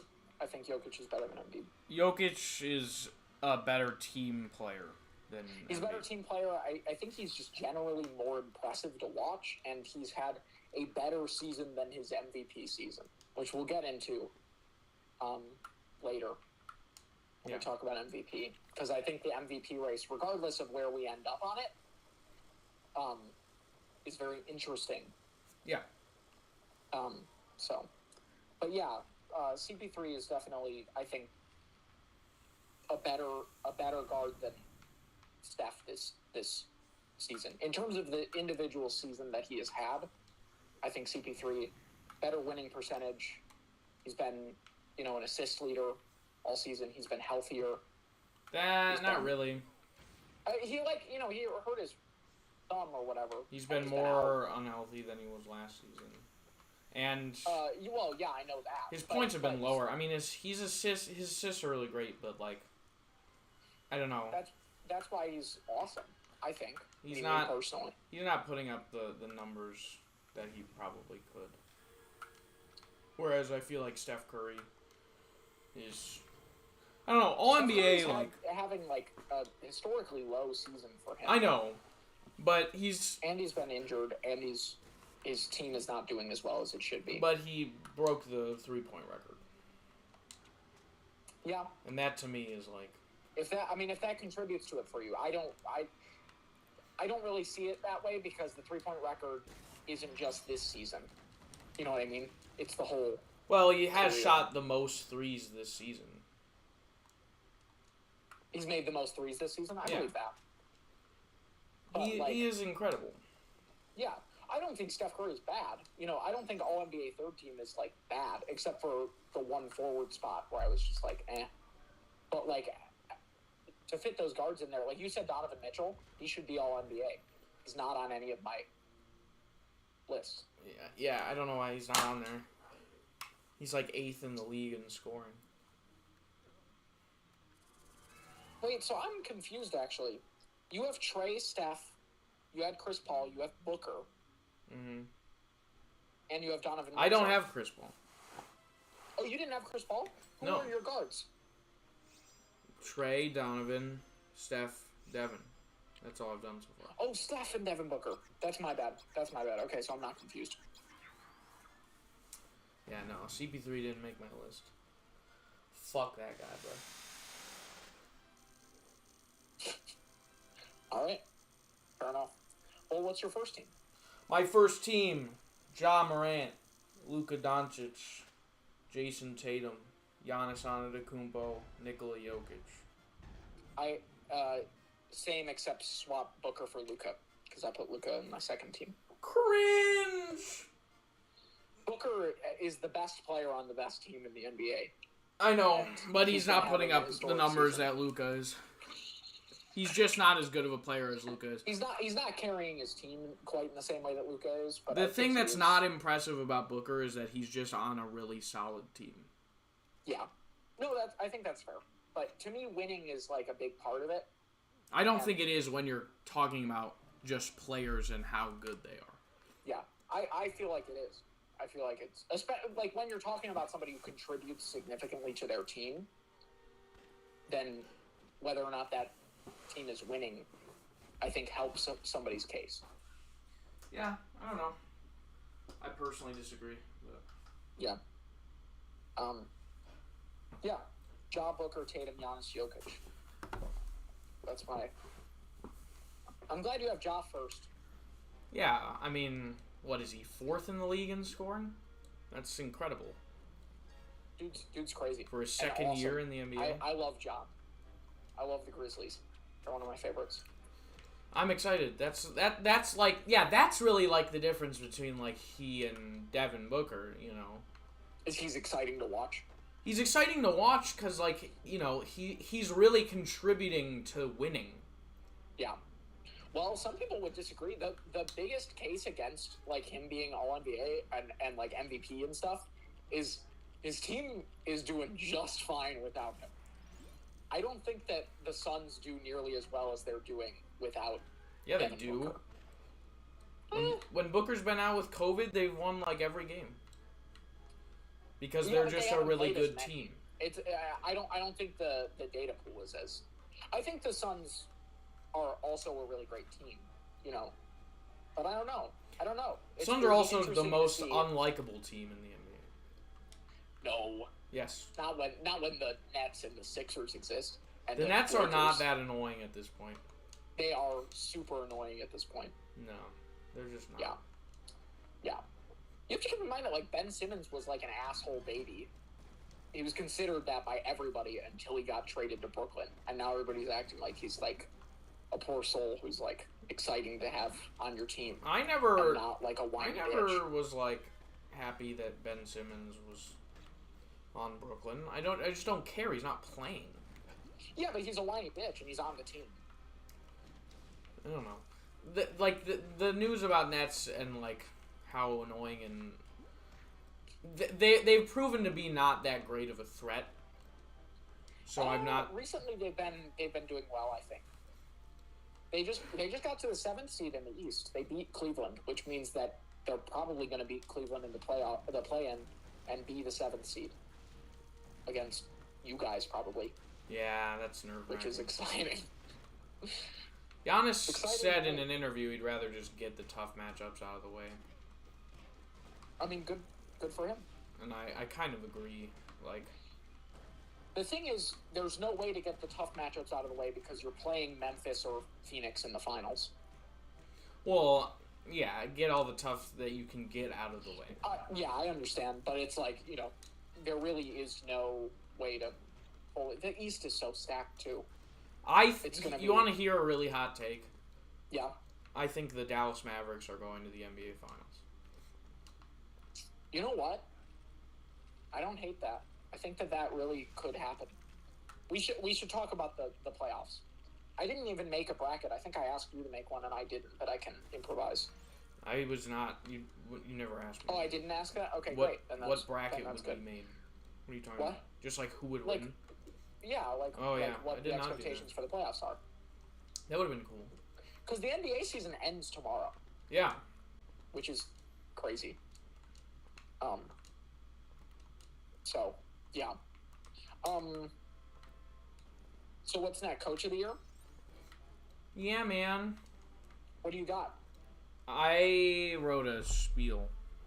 I said my Coach of the Year was Ime Udoka. Hey. He faced a lot of criticism from fans and I think even some of his players early on in the season. And I just give him a lot of credit for sticking to his game plan. He coaches very hard. I wrote that's like I've seen a couple of games and he gets interviewed during halftime when their team is down and he's just like he's very hard on his players and I think that's good as a coach, especially when you're a first-year coach, which is another really impressive thing about him is that he is a first-year coach and his team is doing really well. And that's not just because obviously after the All-Star season there was some newfound skill or chemistry in between the players, but I think his coaching played a big role in their winning because they've been down and come back from deficits. Yeah, they've had one of the biggest turnarounds I think in the history of sports. Yeah, this season. He's a first-time coach and he they're the 3rd seed. He greatly improved their season record from last season. He's just phenomenal, and the reason everyone knows it's going to be Monty Williams, but I don't think it's that impressive for Monty Williams to coach that team because that team knows what playoff playing is like. They had all that experience in the playoffs and the finals. They just have a really solid team, and it's not that hard to coach a really phenomenal team. Yeah, I thought Monty should have won last year, and that was, I think, his year to win. Yes. I don't think this year... Mine is also Ime Udoka, which is a little biased because I'm a Celtics fan, but it's everything fair, you said. I mean, it's not just his first year coaching the Celtics. It's his first year coaching. Exactly. Yeah, an that's NBA what I team. mean. And he is very hard on his team. He got a lot of criticism at the beginning of the year for being an asshole to his team, and it was exactly what needed to happen. And he never let up. He was never like, oh, maybe I should be nicer to them. He was just like, no, these guys need to do better. These guys I are love not that doing mentality. the right thing. And they all went, you know what, he's right. And then they got better. And he has been a phenomenal coach. His use of timeouts has been great. That's something that a lot of coaches are good at, I'm sure. But for a first-year coach, he's been incredible and has led the Celtics to being. Last year they were a 500 team. I think they ended at 500 and were a first round exit. This year they started even worse. And then he turns them into something into he and Brad Stevens. I think Brad Stevens deserves a lot of credit for, like you said, the All-Star break trades for Derek White and Daniel Tice, which were huge. Daniel Tice, he's been doing fantastic. Daniel Tice, we would be dead. I was thinking the other night because he starts now. He's been stepping up for Rob. Smart, Brown, Tatum, Horford, Tice, and I'm like, what if we had Enes Freedom? What if that was our third center? Like, no, though, like dead. Seriously, yeah, that's a great point. So like, yeah, that. Brad Stevens, I think, deserves some consideration for Executive of the Year. I can really see them though, like making a deep playoff run, like Eastern Conference Finals. They've become like legitimate Finals contenders. I could even see them winning a championship. Yeah, that's what's crazy is like they, out of like the East, they're probably like second or third most likely. There was a period right before Rob got injured where they were on all those sports betting sites. They were the number 1 rated team to win the NBA Finals, like over the Suns. Yeah. like they really are that fucking good. The Suns are not winning the championship. I think it's very unlikely. You've been very strongly about that. It seems more and more possible every day because just no one can beat them. No one can beat them. No, that's not true. No one beats them ever. Players can beat them. Teams have beat them. It's possible. OKC just beat them. Did they really? Yeah, man. I didn't see that. That's amazing. How recently was that? Like a week ago or something. Oh my god. Was their full team playing? Yeah. Pretty sure. No, wasn't Booker out? Booker was out, I want to say. Oh, maybe he was. But still, you know. Still, I mean, yeah. No, I mean, that's a good point. But they're not winning the chip. I don't know. Last year they showed that they, they're not fakes. They have the ability to play in the playoffs.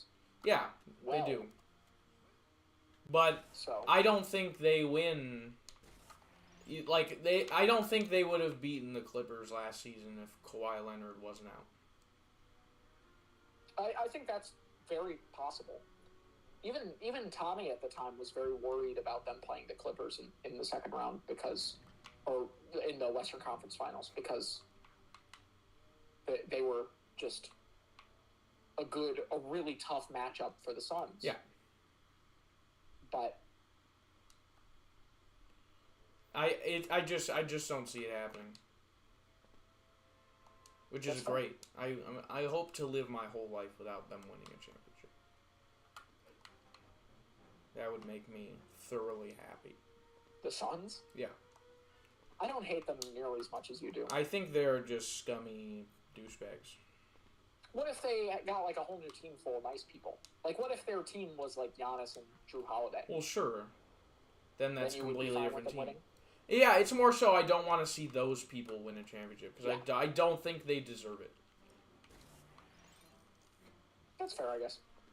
I think Booker is a total dickhead, and I don't want to see him win a chip ever. I definitely dislike the Nets and the Sixers and the Lakers more. Sixers, I don't mind. Harden does a million points of damage to their reputation, in my opinion. Well, Harden just makes them worse. That's the great thing is, like, Doc Rivers. Yeah, that's been amazing. Have you been seeing that Doc Rivers stuff? I didn't see. What did he say? Doc Rivers is he didn't play him, and he's like, I don't want to play him. I don't think he can do it well. It's like when Frank Vogel didn't play Russ, and he was like, in the fourth quarter of that one game, and they were like, why didn't you play Russ? And he's like, we just played the people we thought were going to win the basketball game. Yeah. Yeah, and that's what you have to do. I mean, I think Frank Vogel personally should win Coach of the Year. I mean, what he did for that team was insane. What? What he did for that team was insane. I don't think he was the problem. People are saying he's going to get fired. I don't think he's the problem. No, he's not the problem, but he will get fired. Yeah. No, yeah. I think if you don't think Russ and AD's injuries are the problem. I don't think Russ is as big of a problem as people are saying, though. He is not a good fit with that fucking team, man. I don't think he's a bad fit. He's a bad player. I don't think he's a bad fit. I think he wants to. I think he said recently he wanted to run it back with him next year. Yeah, I don't think that he dislikes them. No, I'm saying, like, I think that means, like, yo, they can work on it, they can improve. I could see them winning better. I don't know about a championship, but I think their biggest problem is, like, the other pieces that they've traded for. I mean, you know. They're in a really rough spot financially. Like, they gave up so many, like, young people for, like, these washed-up old guys who, like, occasionally have a good night, but, like, they make a lot of mistakes and they're tired, and it's just, like... Yeah. They'll need to replace... Like, one of their best players this year has been their rookie, Austin Reeves. Yeah, and I think he'll keep getting better. Because he's a young guy who's like, okay, I need to prove myself to LeBron James, so, like... Exactly. I'm going to take all the minutes I can get and make the most out of them. And if they had more people like that instead of, like, Carmelo Anthony type people who are just like, yep, I'm here on a contract just to be here.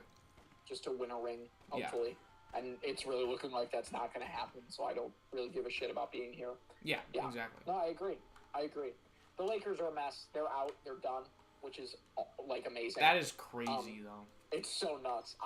I was that guy at the beginning of the season who was like, damn, the Lakers are going to win. I said from the beginning, they're not going to win.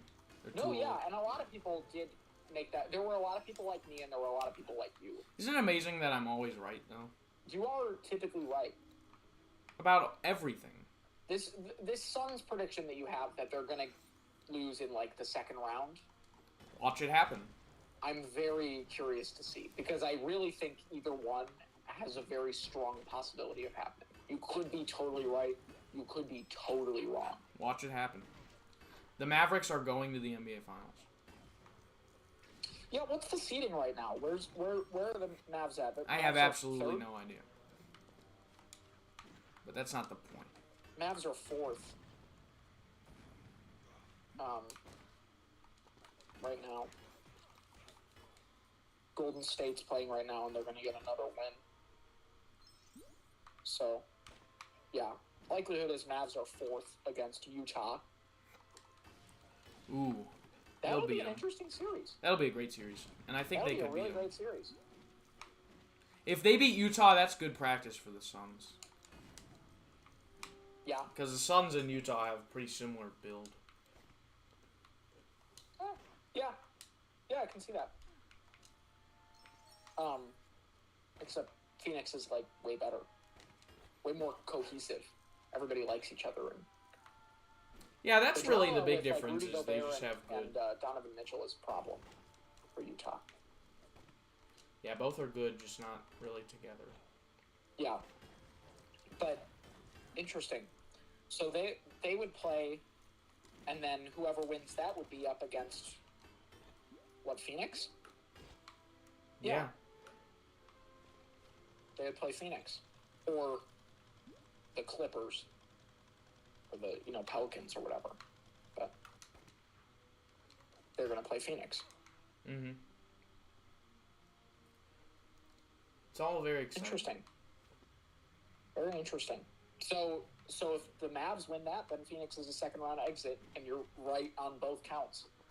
Unless the Mavs lose to Memphis or Golden State or Denver in the conference finals. I'm so right all the time. It will be very interesting to see if you're right. I think Tommy would kill himself. I hope he does. Because that's what should happen to Suns fans. Like, don't even make it to the conference finals this year. People would tear their fucking hair out. I so hope that happens. So badly. Right now, Boston is playing Chicago. Easy win. probably. I think the likelihood is Philly's next game is against the Pistons, and our next game is against the Grizzlies. So the likelihood is that Philly moves up to third, and we become fourth, and we play Toronto. That'd be good. And Philly plays Chicago. My only problem with that is that then in the first round, all of the good teams advance, except for one. Because you've got Milwaukee against Brooklyn, and that's the tough matchup. And then besides that, it's Miami against Cleveland, Philly against Chicago, and Boston against Toronto. And I was really hoping that we would have some tougher matchups, not the Celtics, but that there would be tougher matchups in the East in the first round so that people would get kicked out. Yeah. But that doesn't seem to be happening. Eastern Conference playoffs will be really fun. They will be.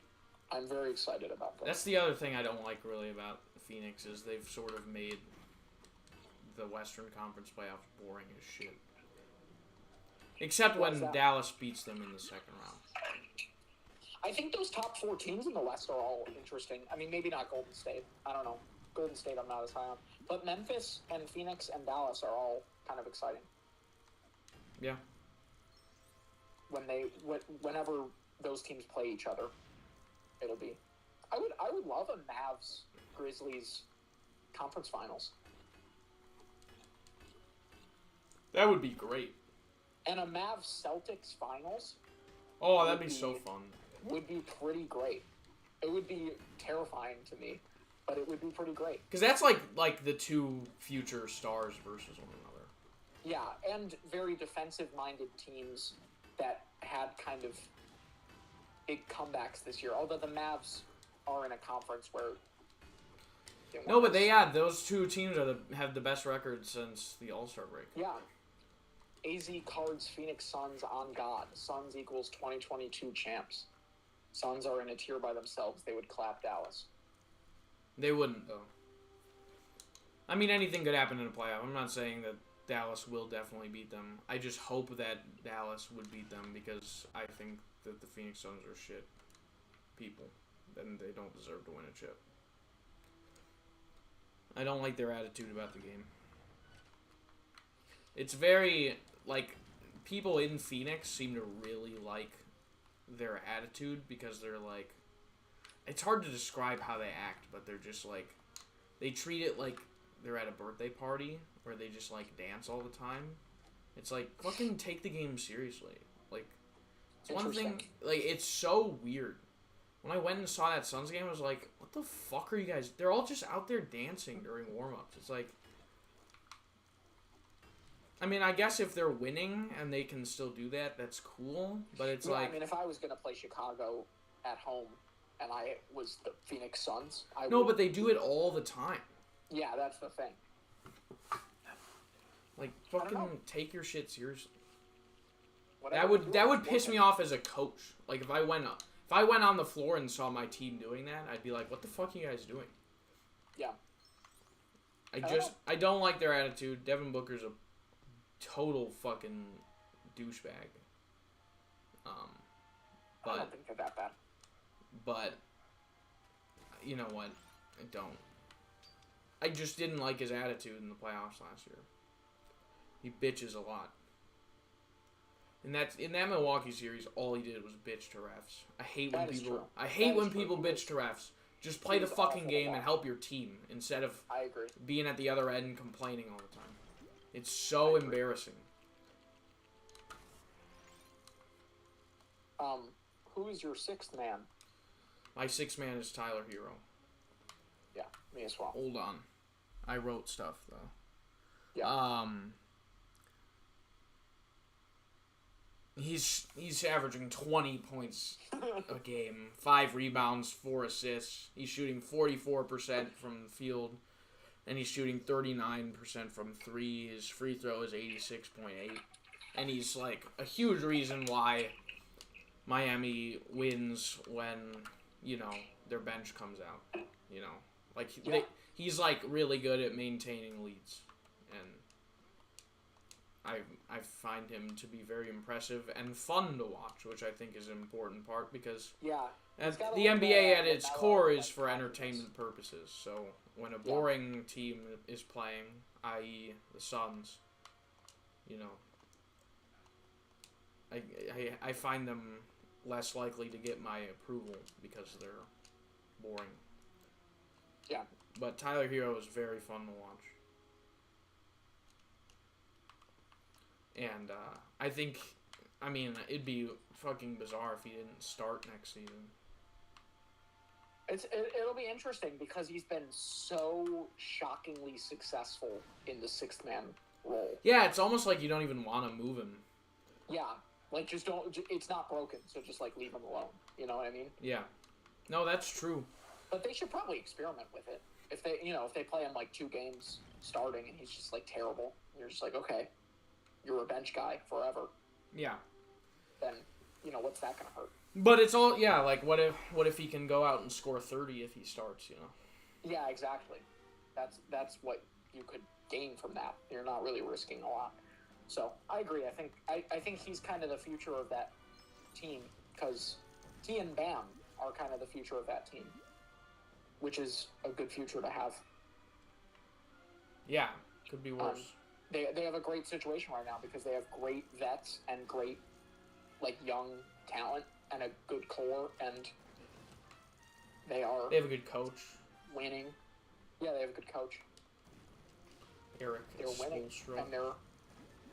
Is it Spoelstra or Spelstra? It's Spoelstra.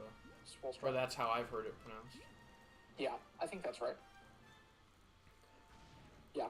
Everyone Yeah, flipped out when they when that team Oh. got in that fight. I don't know if you saw that. What team? But Miami. Oh yeah, when they fought with each other. Yeah. And for them to just move on from that as quickly as they did and win the next game or whatever, I don't know.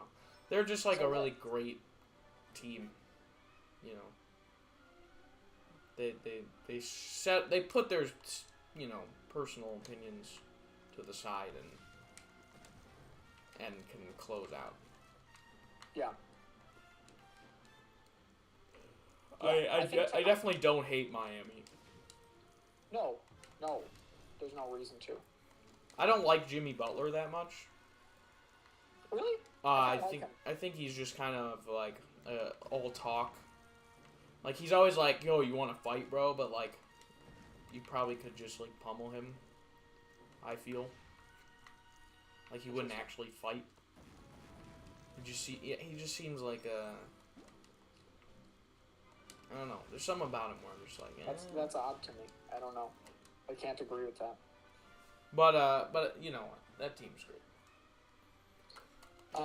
I think sixth man of the year is kind of the most obvious. Yeah, I mean, I can't imagine he's anybody else. averaging 20 points a game off the bench. Yeah. That's more than probably 2 of their starters. Yeah. I agree. I think he's And that's insane. So, the best option. round of applause for Tyler Hero. Okay, here's a question. Because I'm torn. I've got 2 for this one. And I picked one, but I have a second one that I would be almost as confident in. Mm-hmm. Most improved. You say yours first. My number 1 that I picked is Darius Garland. Okay.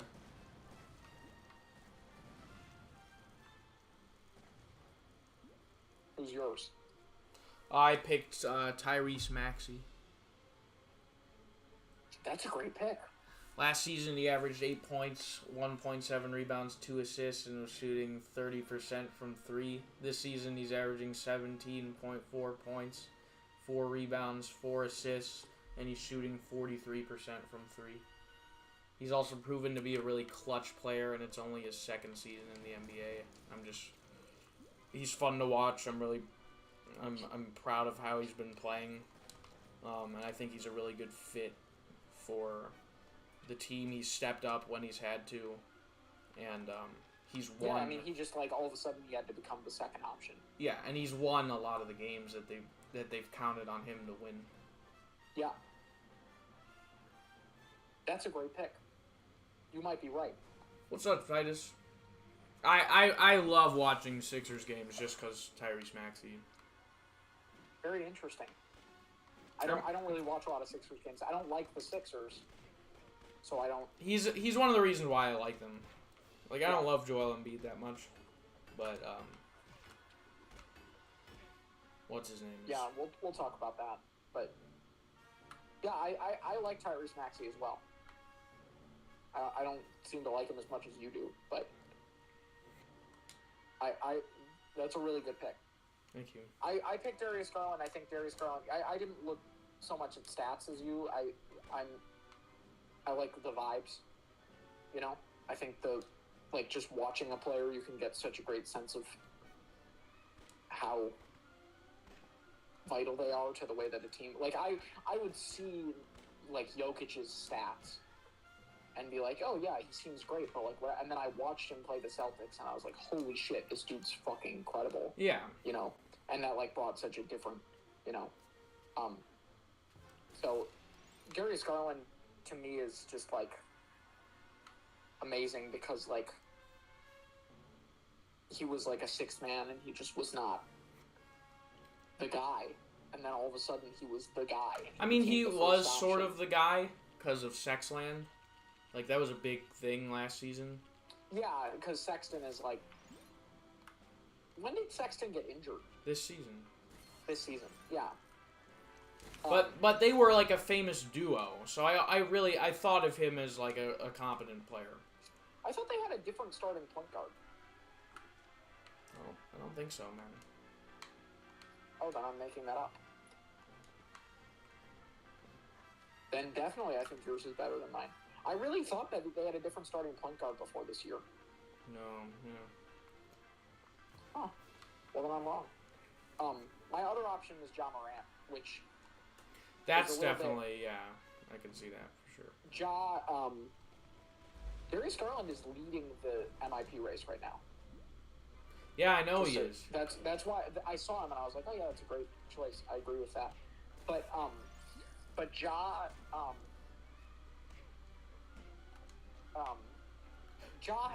has steadily improved over the course of the last 3 years. Like, yeah. Ja was a superstar last year, and then this year he was like an MVP candidate and like a superstar. Yeah. And, you know, does he deserve to win Most Improved for becoming that over the course of 2 years? I don't think he does because he's in the MVP conversation. What? I don't think he just. I don't think he could be in like both the MVP and the most improved conversation. Like Derrick Rose, I would have been upset if he won most improved when he won MVP. Interesting. It's like you gotta spread the love a bit. Interesting. When did Giannis win most improved? 2017? 16, I think. Or no, you're right, 17. 17? Yeah.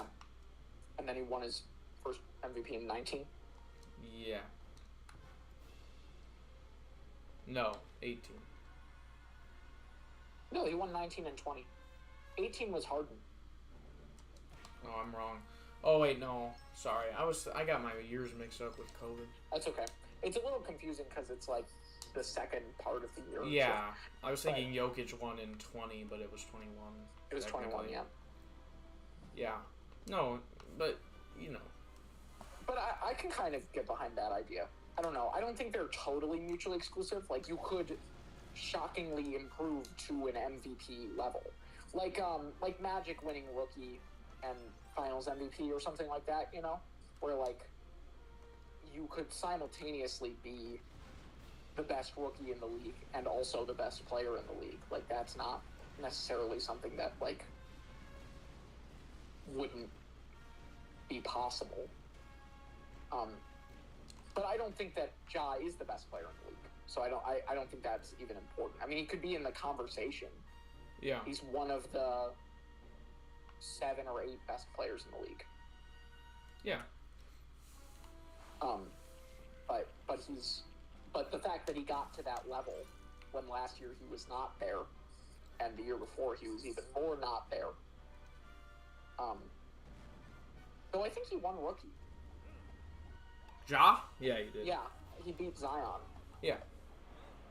That's the thing, like, I don't think, if he's Rookie of the Year, I can't say he's really most improved, because...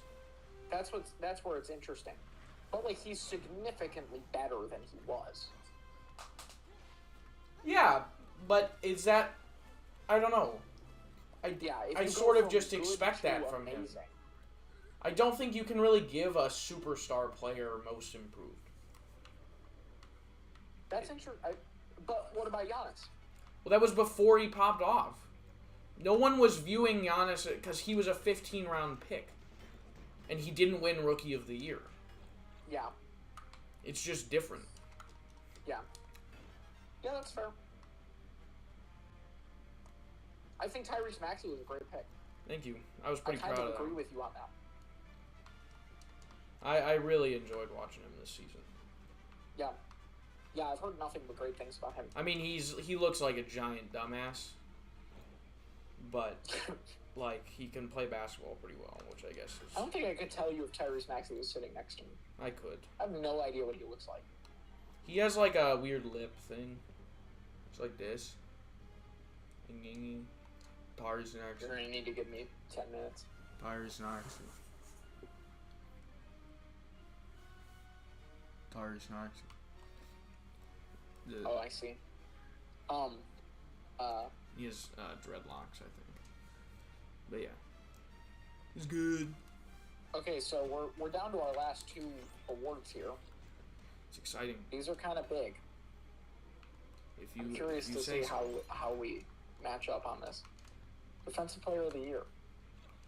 Giannis. You know where I stand. Yeah, I know you do. I said Giannis. You said Giannis. Yeah. For Defensive Player of the Year. Because, the fuck is it? Here it is. He averaged 10.5 defensive rebounds out of his 11.6 rebounds he averaged this season. 1.4 blocks, 1.1 steals, and Milwaukee gives up 4.6 fewer points per 100 possessions when he's on the floor. I could probably find a post about Marcus Smart Defensive Player of the Year case. I think Giannis is just really phenomenal. Yeah. Hey, thanks, Titus. He is such a powerful defensive influence for his team. He's not the greatest perimeter defender, but he's good enough to where he could stretch out and defend there. He does so much defensive work for that team, and his defensive work is very clutch. Like, I think back to, like, that game-winning block against Philly. That is just insane. Like, his defensive IQ is just, like, unreal. He sees the floor in just a different way than I think any other candidate does. I would say Marcus Smart probably is in second place, but he doesn't get enough defensive rebounds. You know, he averages, like 3 steals, maybe 2.3 something steals a game, and that's awesome. That's great, but I don't think his stuff doesn't show in stats. Is really what it comes down to. Yeah, I mean, you seem to really be looking at stats when it comes to a lot of this. Let me see what his... Giannis He averages 3.8 rebounds, so that's obviously not his thing. Giannis's defense contributes more to Milwaukee winning than I think Marcus Smart's defense. Because there's so many other great defensive players on that team. We really only have Drew and Giannis. And Drew has been out. But Marcus Smart is the linchpin. I can't say I view him that way. I've watched many Celtics games where there have been better defenders on the floor than Marcus Smart. Marcus Smart hustles. I'll give him that. I disagree with that strongly. And I'm a Rob Williams fan. Rob Williams is, in my opinion, one of the probably 5 best defenders in the league. I would take Robert Williams over Marcus Smart. I think you're wrong. I think most people would say you're wrong. No, because a defender needs some size. But that's the thing about Marcus Smart. First of all, Marcus Smart isn't that short. I don't know how tall he is. Let me see. He's not tall enough to get, more than 5 boards a game. Which, if you're getting less than 5 rebounds a game, not even defensive rebounds, you're automatically not in the defensive player conversation, in my opinion. But I think because defensive rebounds are such a huge part of being a defender. More so than getting a steal every once in a while, which is great. I mean, he's a good hustle player, but he doesn't get blocks. He gets steals, but he doesn't get rebounds. Giannis does all 3 of those things. Therefore, he is my defensive player of the year. I mean, I think that's fair. I disagree. I mean, it's just right. He's averaging 10.5 defensive rebounds. Not even just rebounds. Defensive rebounds.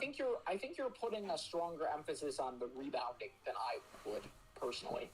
I think that's the least important element. I very much disagree.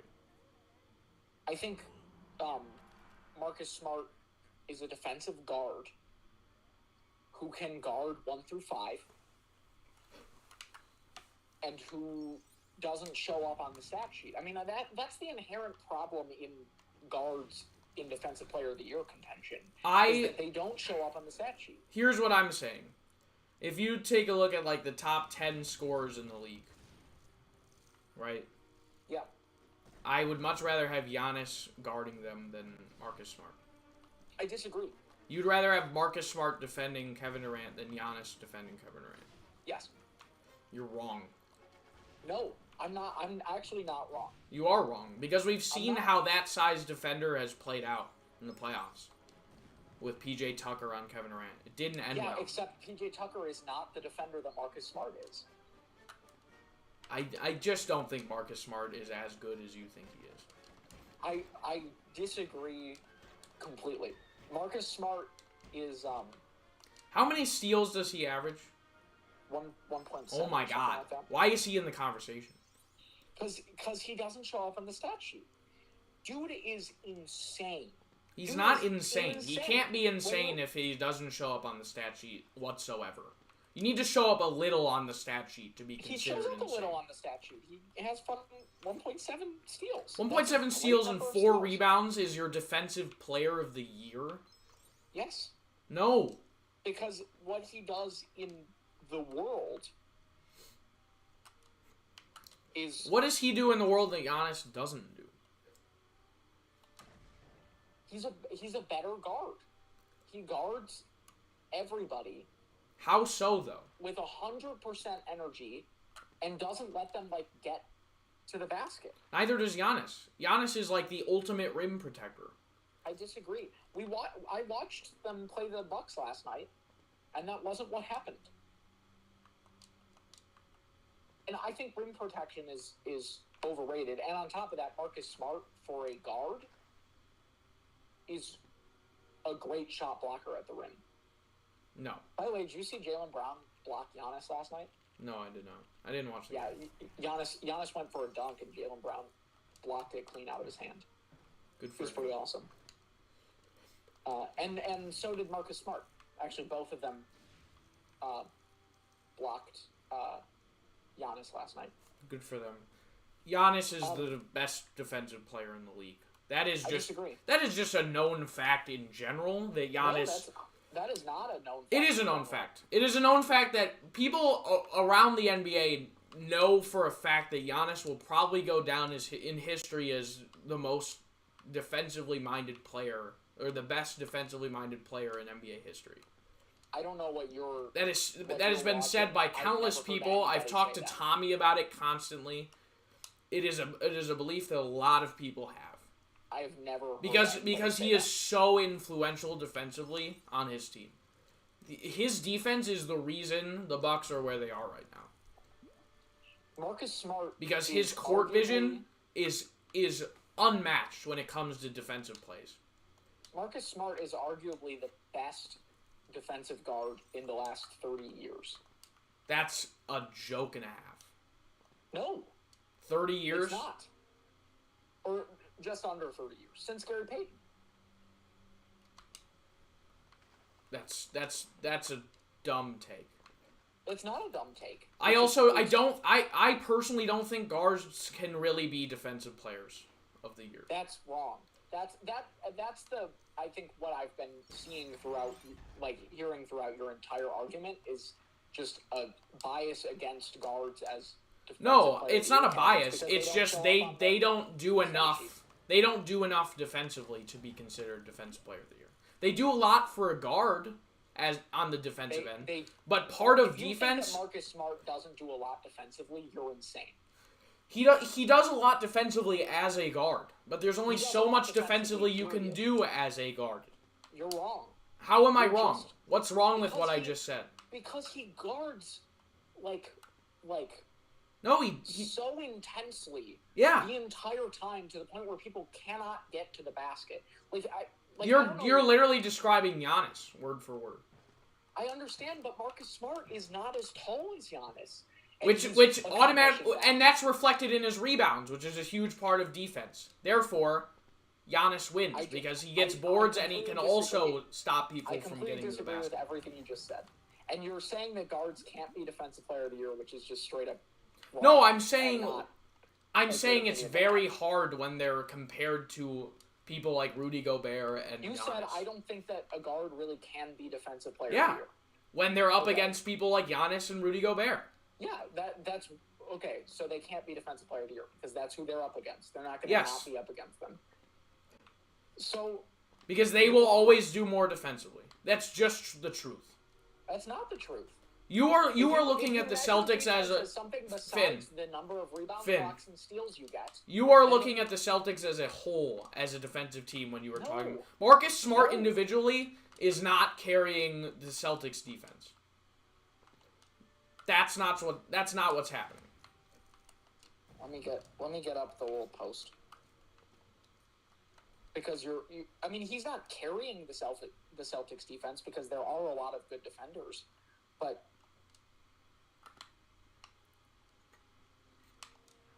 hold on.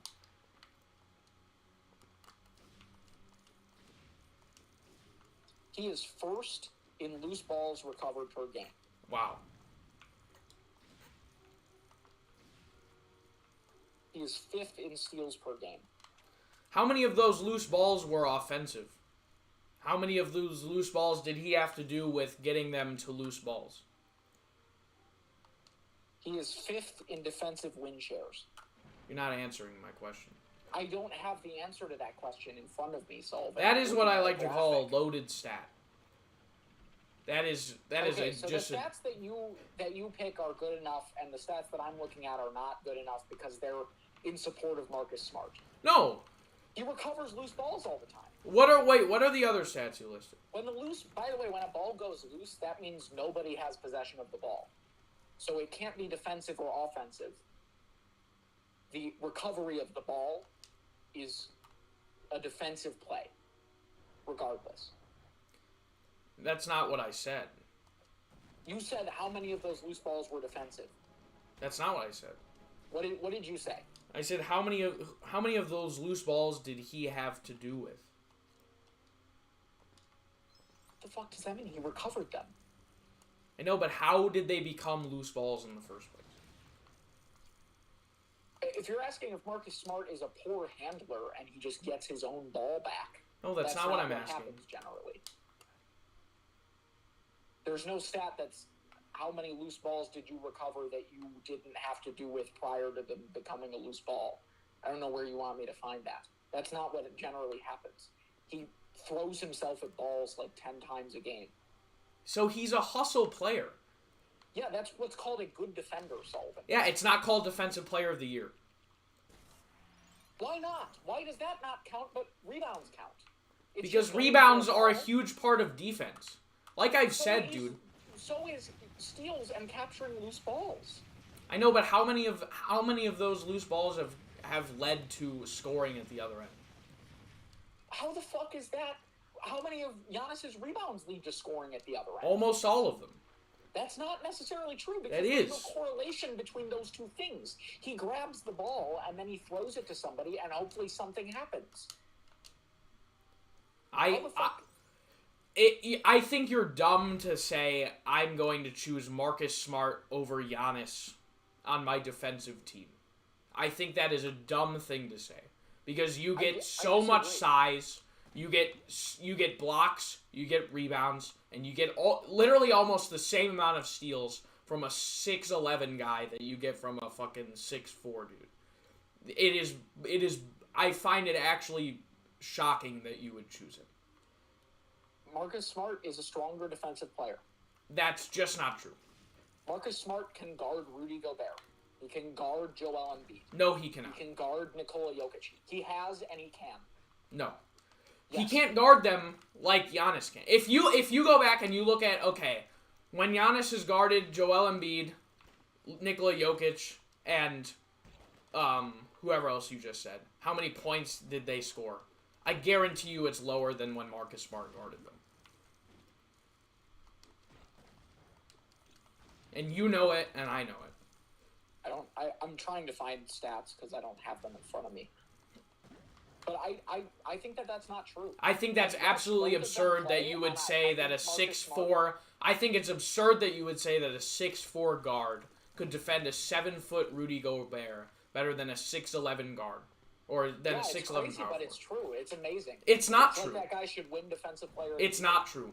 It is true. It happens every night. I watch it happen. Marcus every Smart has night. not been on the defensive ladder until the last month. Yeah, because nobody wanted to give it to a No, guard. He no, has to that's make not how most of stats his work. push That's because not how stats work. That's not how stats work. If he was actually Defensive Player of the Year, he would show up on the defensive ladder. What? What the fuck are you talking about? Every month, they say, okay, here's the updated Defensive Player of the Year ladder race. Yeah, because nobody's because that's based on media coverage. No, it's based not. on- It's based on Yes, it is. stats. It's based on the fuck are you statistics talking and who about? is doing the best defensively. That's not how that works, Saul. That is how that works. That's not how it works. It's based on media coverage and the likelihood of them winning. It's based on sports betting, Sullivan. It's not based on the stats. That's not true. What is MVP based on? Who has the most points?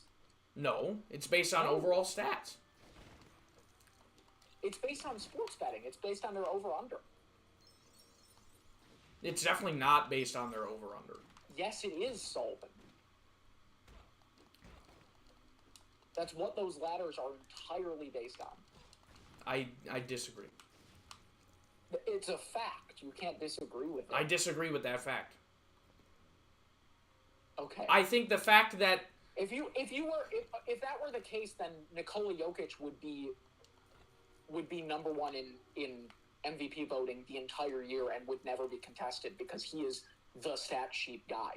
He shows up exclusively on, not exclusively on the stat sheet, I shouldn't say, but his stat sheets are ridiculous, and everybody says every advanced metric you look at tells you that Nikola Jokic is the best player in the league. So And maybe can't- you should win if that MVP. were the case, then nobody else would ever come close to him. It's based on over-under. maybe he should win MVP. Well, that's a good question. I think we should talk about MVP. No, I don't want to move on because I know I'm not going to convince you, but I need you to understand that your statement that Marcus Smart is a better defender than Giannis is absurd and, to be frank, kind of offensive. It's not offensive. It is doesn't actually matter. kind of offensive. How is it offensive to you? I know that I'm a Bucks fan. I know that you're a Celtics fan. But you choosing Marcus Smart, I think is more of a I'm a Celtics fan choice than me choosing Giannis as a I'm a Bucks fan choice. I don't think either if that one of makes those things sense. is those things. I don't think that your argument for Giannis is invalid, aside from the clear bias against guards being able to be Defensive Player of the Year because their defense doesn't show up on a stat sheet. I'm not saying that they don't deserve to be in the conversation. You said that if he was a good defender, he would show up on the stat sheet. I'm not saying you didn't let me finish my fucking sentence. But if he was Defensive Player of the Year quality, he would show up on the stat sheet. That's what you said verbatim. So I don't. Yeah, I'm not saying you didn't let me finish what I was saying. Okay. I said I'm not saying he doesn't deserve to be in the MVP conversation, but like you just said, I think the ones who deserve to win the MVP or the Defensive Player, are the ones who show up most on the stat sheet, because that's how you determine the value of a player. The real value. Hustle. That would be so awful. That's such an awful hustle and what they do that doesn't show up on the stat sheet is the people you recruit for like role players, and that's what Marcus Smart is. He's a role player. Generally, your star player is not. You're not banking on your star player for defense. You generally go for somebody who's going to get you points. That's the amazing thing about Giannis, is that he's such a great defender and he also drops 30 points every night. Giannis is the second or third or maybe fourth best defender in the league. I agree.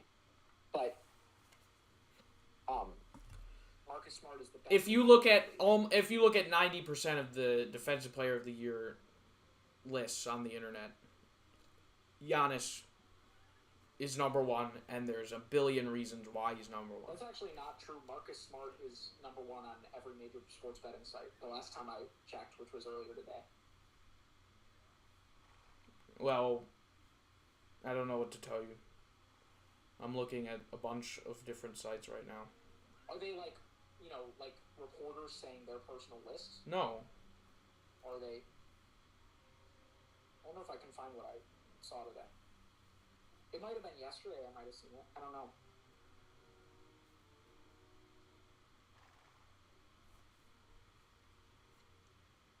The Celtics, by the way, are the best defensive team in the league. That's fine, and that makes Marcus Smart defensively less impressive. Listen to this. Marcus Smart is the only player in the NBA with at least 200 deflections, 115 steals, 75 loose balls recovered, and 15 charges drawn.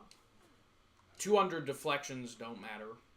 That's a dumb stat that was pulled out of someone's ass. What the fuck are you talking about? What the fuck are you talking about? That's incredibly important to defense. No, because deflections don't always lead to a turnover. Just because they don't always lead to something doesn't mean that they can't lead to something.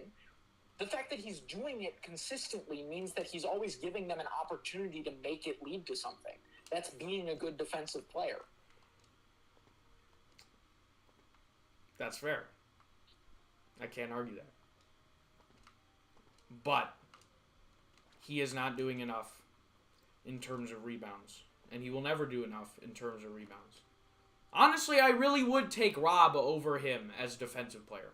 Rob sets better screens than Marcus Smart. I don't know that that's true. Marcus Smart sets good screens. I don't... The real pro with Marcus Smart is his size, because he is short, and which means... Believe me, I've gathered that, Sullivan. That is the problem. Well, I just said that it was a pro, so you're not listening. Oh, you said the pro? Why is that the pro? Because he's fast.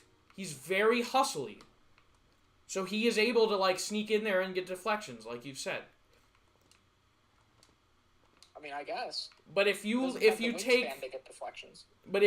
put him against, like I said earlier, the top 10 scorers in the league, I just can't see him scoring. I can't see him stopping them scoring the way that Giannis does consistently.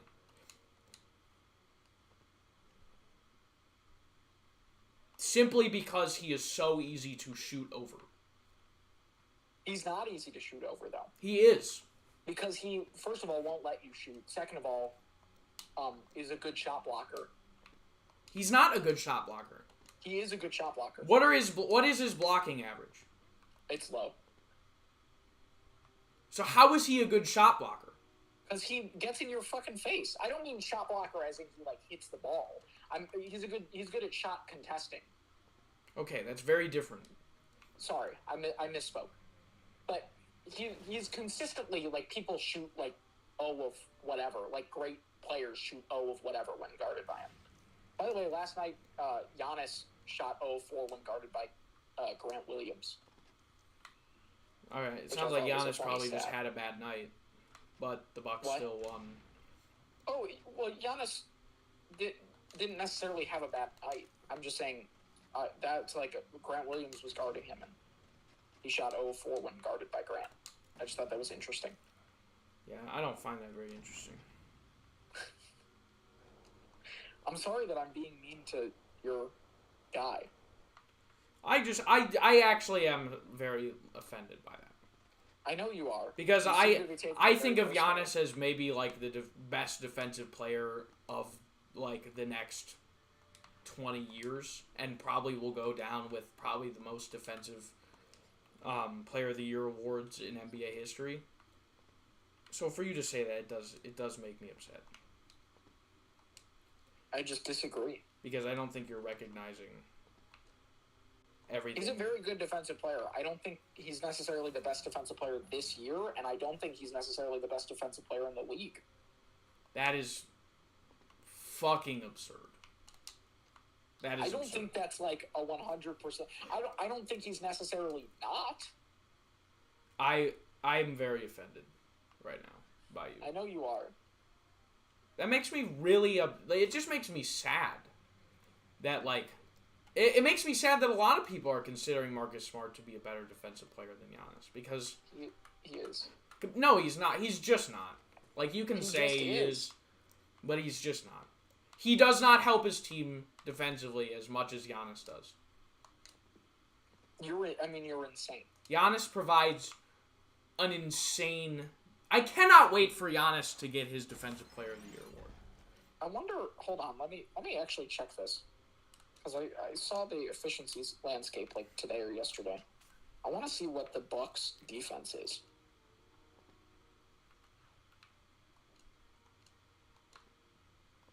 Oh, their defensive efficiency is not very good. It's Yeah. It's below average. Yeah. Because it's only Giannis and Drew. So Marcus Smart, okay. But We're not looking Giannis at teams, doesn't Finn. turn them into Finn, a good defensive team. We're not looking at teams. I know that You that just Celtics said are a better Giannis- defensive team. You just said that Giannis has a bigger impact on his team, and have been saying repeatedly that Yes. Marcus Smart isn't as impressive because he's not he's not the only good defensive player on the Exactly. team. Exactly. So we are talking about teams. No, we're not talking about like how good defensively the team is as a whole. We are talking about we are talking about the individual's influence on their team in terms of defense. Yes, I understand. If you that. take Giannis away, I'm saying their defense goes way down, even worse than it already is. Whereas if you take Marcus Smart away, you are still one of, if not the best defensive team in the NBA. I'm telling you, that's not the case. That is the case. That is not the case. That is the There's nobody case. on the team besides maybe Robert. Because you have Al Horford, even you have close Robert to as good Williams, as Marcus Smart. you have No. Daniel Tice, you have Daniel, Jalen what the fuck are Brown, you talking you have about? Jason Tatum. They are all very strong defensive players. They are all strong defensive players. They are not all the strongest. Marcus defensive Smart players. Is not necessary in order Yes. to have the greatest Holy shit. defensive team. You're wrong. I am completely right.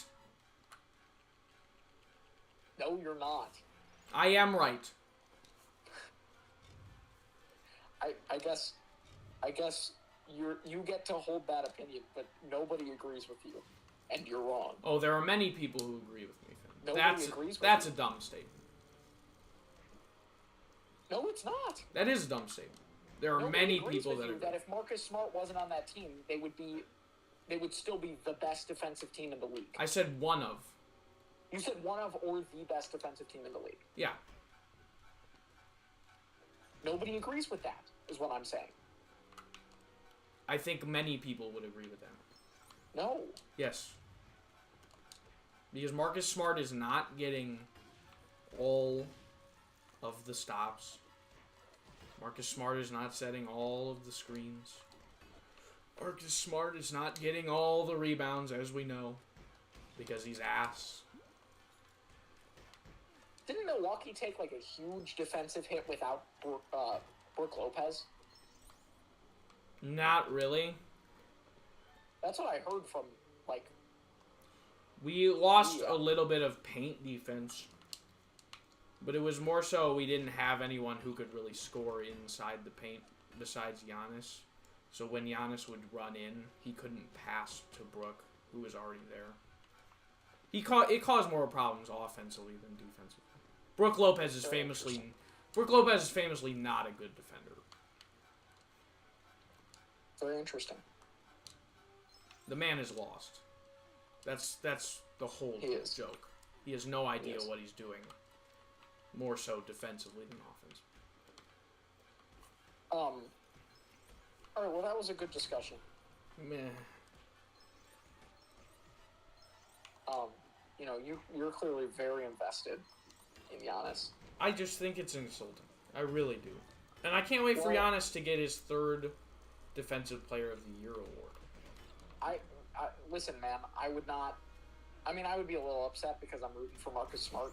I think I have a horse in the race, but the only reason Giannis wouldn't win it is because the people over at the association say, "All right, it's time to change it up a bit. Giannis has already won it twice. Let's give it to Marcus Smart." I think there is a big. I mean, I think I've been a little worried for a while now that Marcus Smart and everybody campaigning so hard is going to devalue his Defensive Player of the Year, because people are like, you basically guilted the NBA into giving it to a guard. Maybe. But I don't know. I don't know if that'll happen. Yeah, I don't know. But Mikal Bridges is also one of the best defenders in the league. I would say Mikal Bridges. You're gonna dislike this. I would say he's the 2nd best defender in the league after Marcus Smart. God, I will beat the shit out of you. That's just dumb. That's Have you actually watched just Mikal stupid. Bridges defend people. I saw him defend in person. Not that impressive. He's crazy. Dude's nuts. I love him. He doesn't get defensive rebounds. Maybe that's your problem. I don't know. He can lock people up. Locking people up is not what defense is all the time. That's what I don't think you're realizing. That's a big chunk of it. Why is that not what defense is? Why is rebounding what defense is and not defending people? Because defensive rebounds are how you gain possession and how you gain point. I understand, but locking people up is how people miss shots so that you can get a rebound so that you can gain points. I know, but a lot of the time when you're guarding really great players who are like you're putting your defensive heart into them, Kevin Durant's still going to make that shot over you. And it's more important to be able to get the rebound than be a 6'4" douchebag. Well, you can't get the rebound if it goes in. And if he made the shot anyway, then he wouldn't have been locked up. No, I fucked up what I was trying to say. Yeah, you fucked up. Yeah. That argument doesn't make sense. I'm sorry. No, that's okay. I fucked up. I admit it. But that's okay. It was a good discussion. We are where we're at. May the best man win. Or may whoever wins be happy that their person won. Yep. I guess. Not really. The question of MVP. Giannis. You have Giannis, huh? Yeah. I wonder why. I'll tell you why. Yeah? He's 2nd in the league with points with 29.9. He has 11 points. I believe he's 3rd. No, he's 2nd. I believe first is Embiid. Yep, and second is Giannis. Second is LeBron. No, it's not. It's 30.4 or something like that. Nope. I saw it yesterday. Joel Embiid is 30.4. Giannis is 29.9. You can suck my fucking dick. I'm very correct. Let me see. I want to see because I saw a graphic like yesterday. LeBron James. LeBron 30.3. You're wrong. I'm looking at his stat on the NBA app. I looked at ESPN this morning. LeBron averages 30.3 points. I don't know if that was among MVP candidates or what. LeBron averages 30.3. Giannis is second in points. That's what it says on ESPN. As of 30 seconds ago, he is 29.9 points per game. Who is number one? Joel Embiid with 30.4. So why is LeBron, who averages 30.3, not on that list? Here's what LeBron is averaging.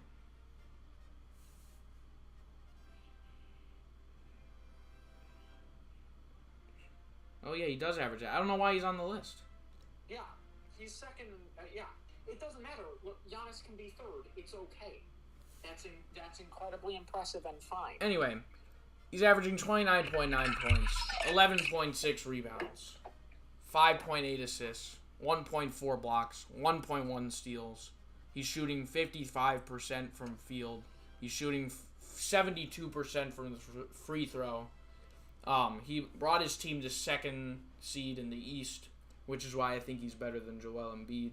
And I think more than anything, what makes him the true MVP is this season he passed Kareem as the all-time Bucks leading scorer. That's all fair. That's all reasonable. My MVP is... Do you want to take a guess as to who it is? It's probably Nikola Jokic. It is Giannis Antetokounmpo. Oh, thank God. Fucking goddamn. I think everything you said is true. I think he's incredibly impressive. The question of what is the most valuable player is very interesting to me. If you look at that literally, it's like how valuable are they to their team? How valuable are they as a blanket statement? Is it just the best player in the league? Is it the best player in the league this season? I think Giannis this season went from being the maybe best player in the league to the best player in the league. Oh, yeah. And I think the way I look at it, if you look at it as most valuable to your team, Damian Lillard is MVP? I don't think that that's a good... I don't think that that's a good... I don't even think that's true this season. Well, maybe not this season, but last season it would have been Damian Lillard or it probably would have been this Luka season, but you know what I mean, where it's you can have one star that drags you to sixth place, and you're like, wow, they've been very helpful to our team, but that doesn't mean that they're necessarily the best player in the league or the most valuable player. I think the most valuable player, no matter their situation, I think if you removed the star from a team and put Giannis there and say, all other things being equal, say you can make the rotations work, say money isn't a problem, you get Giannis instead of Joel Embiid this season. I think you take Giannis. Yeah. No, yeah, 100%. Yeah, the Kevin Durant Giannis debate is pretty much over at this point. Yeah, I think it's... I think Kevin Durant even said, in an interview this week, Giannis is the best player. Yeah, and that's okay. Kevin Durant has been the best player in the league the last few years because, or maybe tied with Steph, because LeBron's been kind of done. Not done, but he's not LeBron anymore. And yeah, I mean, now it's Giannis's time, and it's awesome. Giannis is awesome. You gotta give him credit, and I agree. I think the fact that he won, I saw that you had said something about that earlier, and yeah, the fact that he beat Kareem's, his record for scoring on the Bucks, and he became essentially the best Milwaukee Buck of all time. Also this year, he became the all-time Bucks blocking player, which is sort of something you could use as his defensive player Yeah, candidacy. that's fair. Yeah, I think the dude's amazing. I think he's the best. I mean, I'm a Celtics fan. Do I think Jason Tatum should win MVP? No. Man, right now is a good time to be a Celtics fan, though. Oh my god, it's amazing.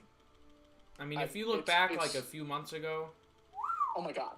I couldn't watch. I really had like fallen out of watching games at like the beginning of January. Yeah, I don't blame I was you. like, and like in December, I was just like, I don't feel like it. I would That's turn one fair. on and be like, now I watch every single one. Even stuff like last night, it's like Jason Tatum and Al Horford aren't playing against fucking a fully healthy Milwaukee Bucks, and Rob's been out. So it's like we have like two of our starters against a fully healthy Milwaukee Bucks. Mm. And I'm like, I feel like we might be able to win that. And we almost did. Yeah. So it was pretty epic. What'd it do? What's good, Finn? It's good. It doesn't matter. I'm going to have to wrap up, Sullivan. Oh, you're all good, bro. Thanks to all of our many viewers for watching. Yeah, man. Record-setting numbers this stream. Record-setting numbers for us. But it's been good to chat, and that's what it's all about. Yeah.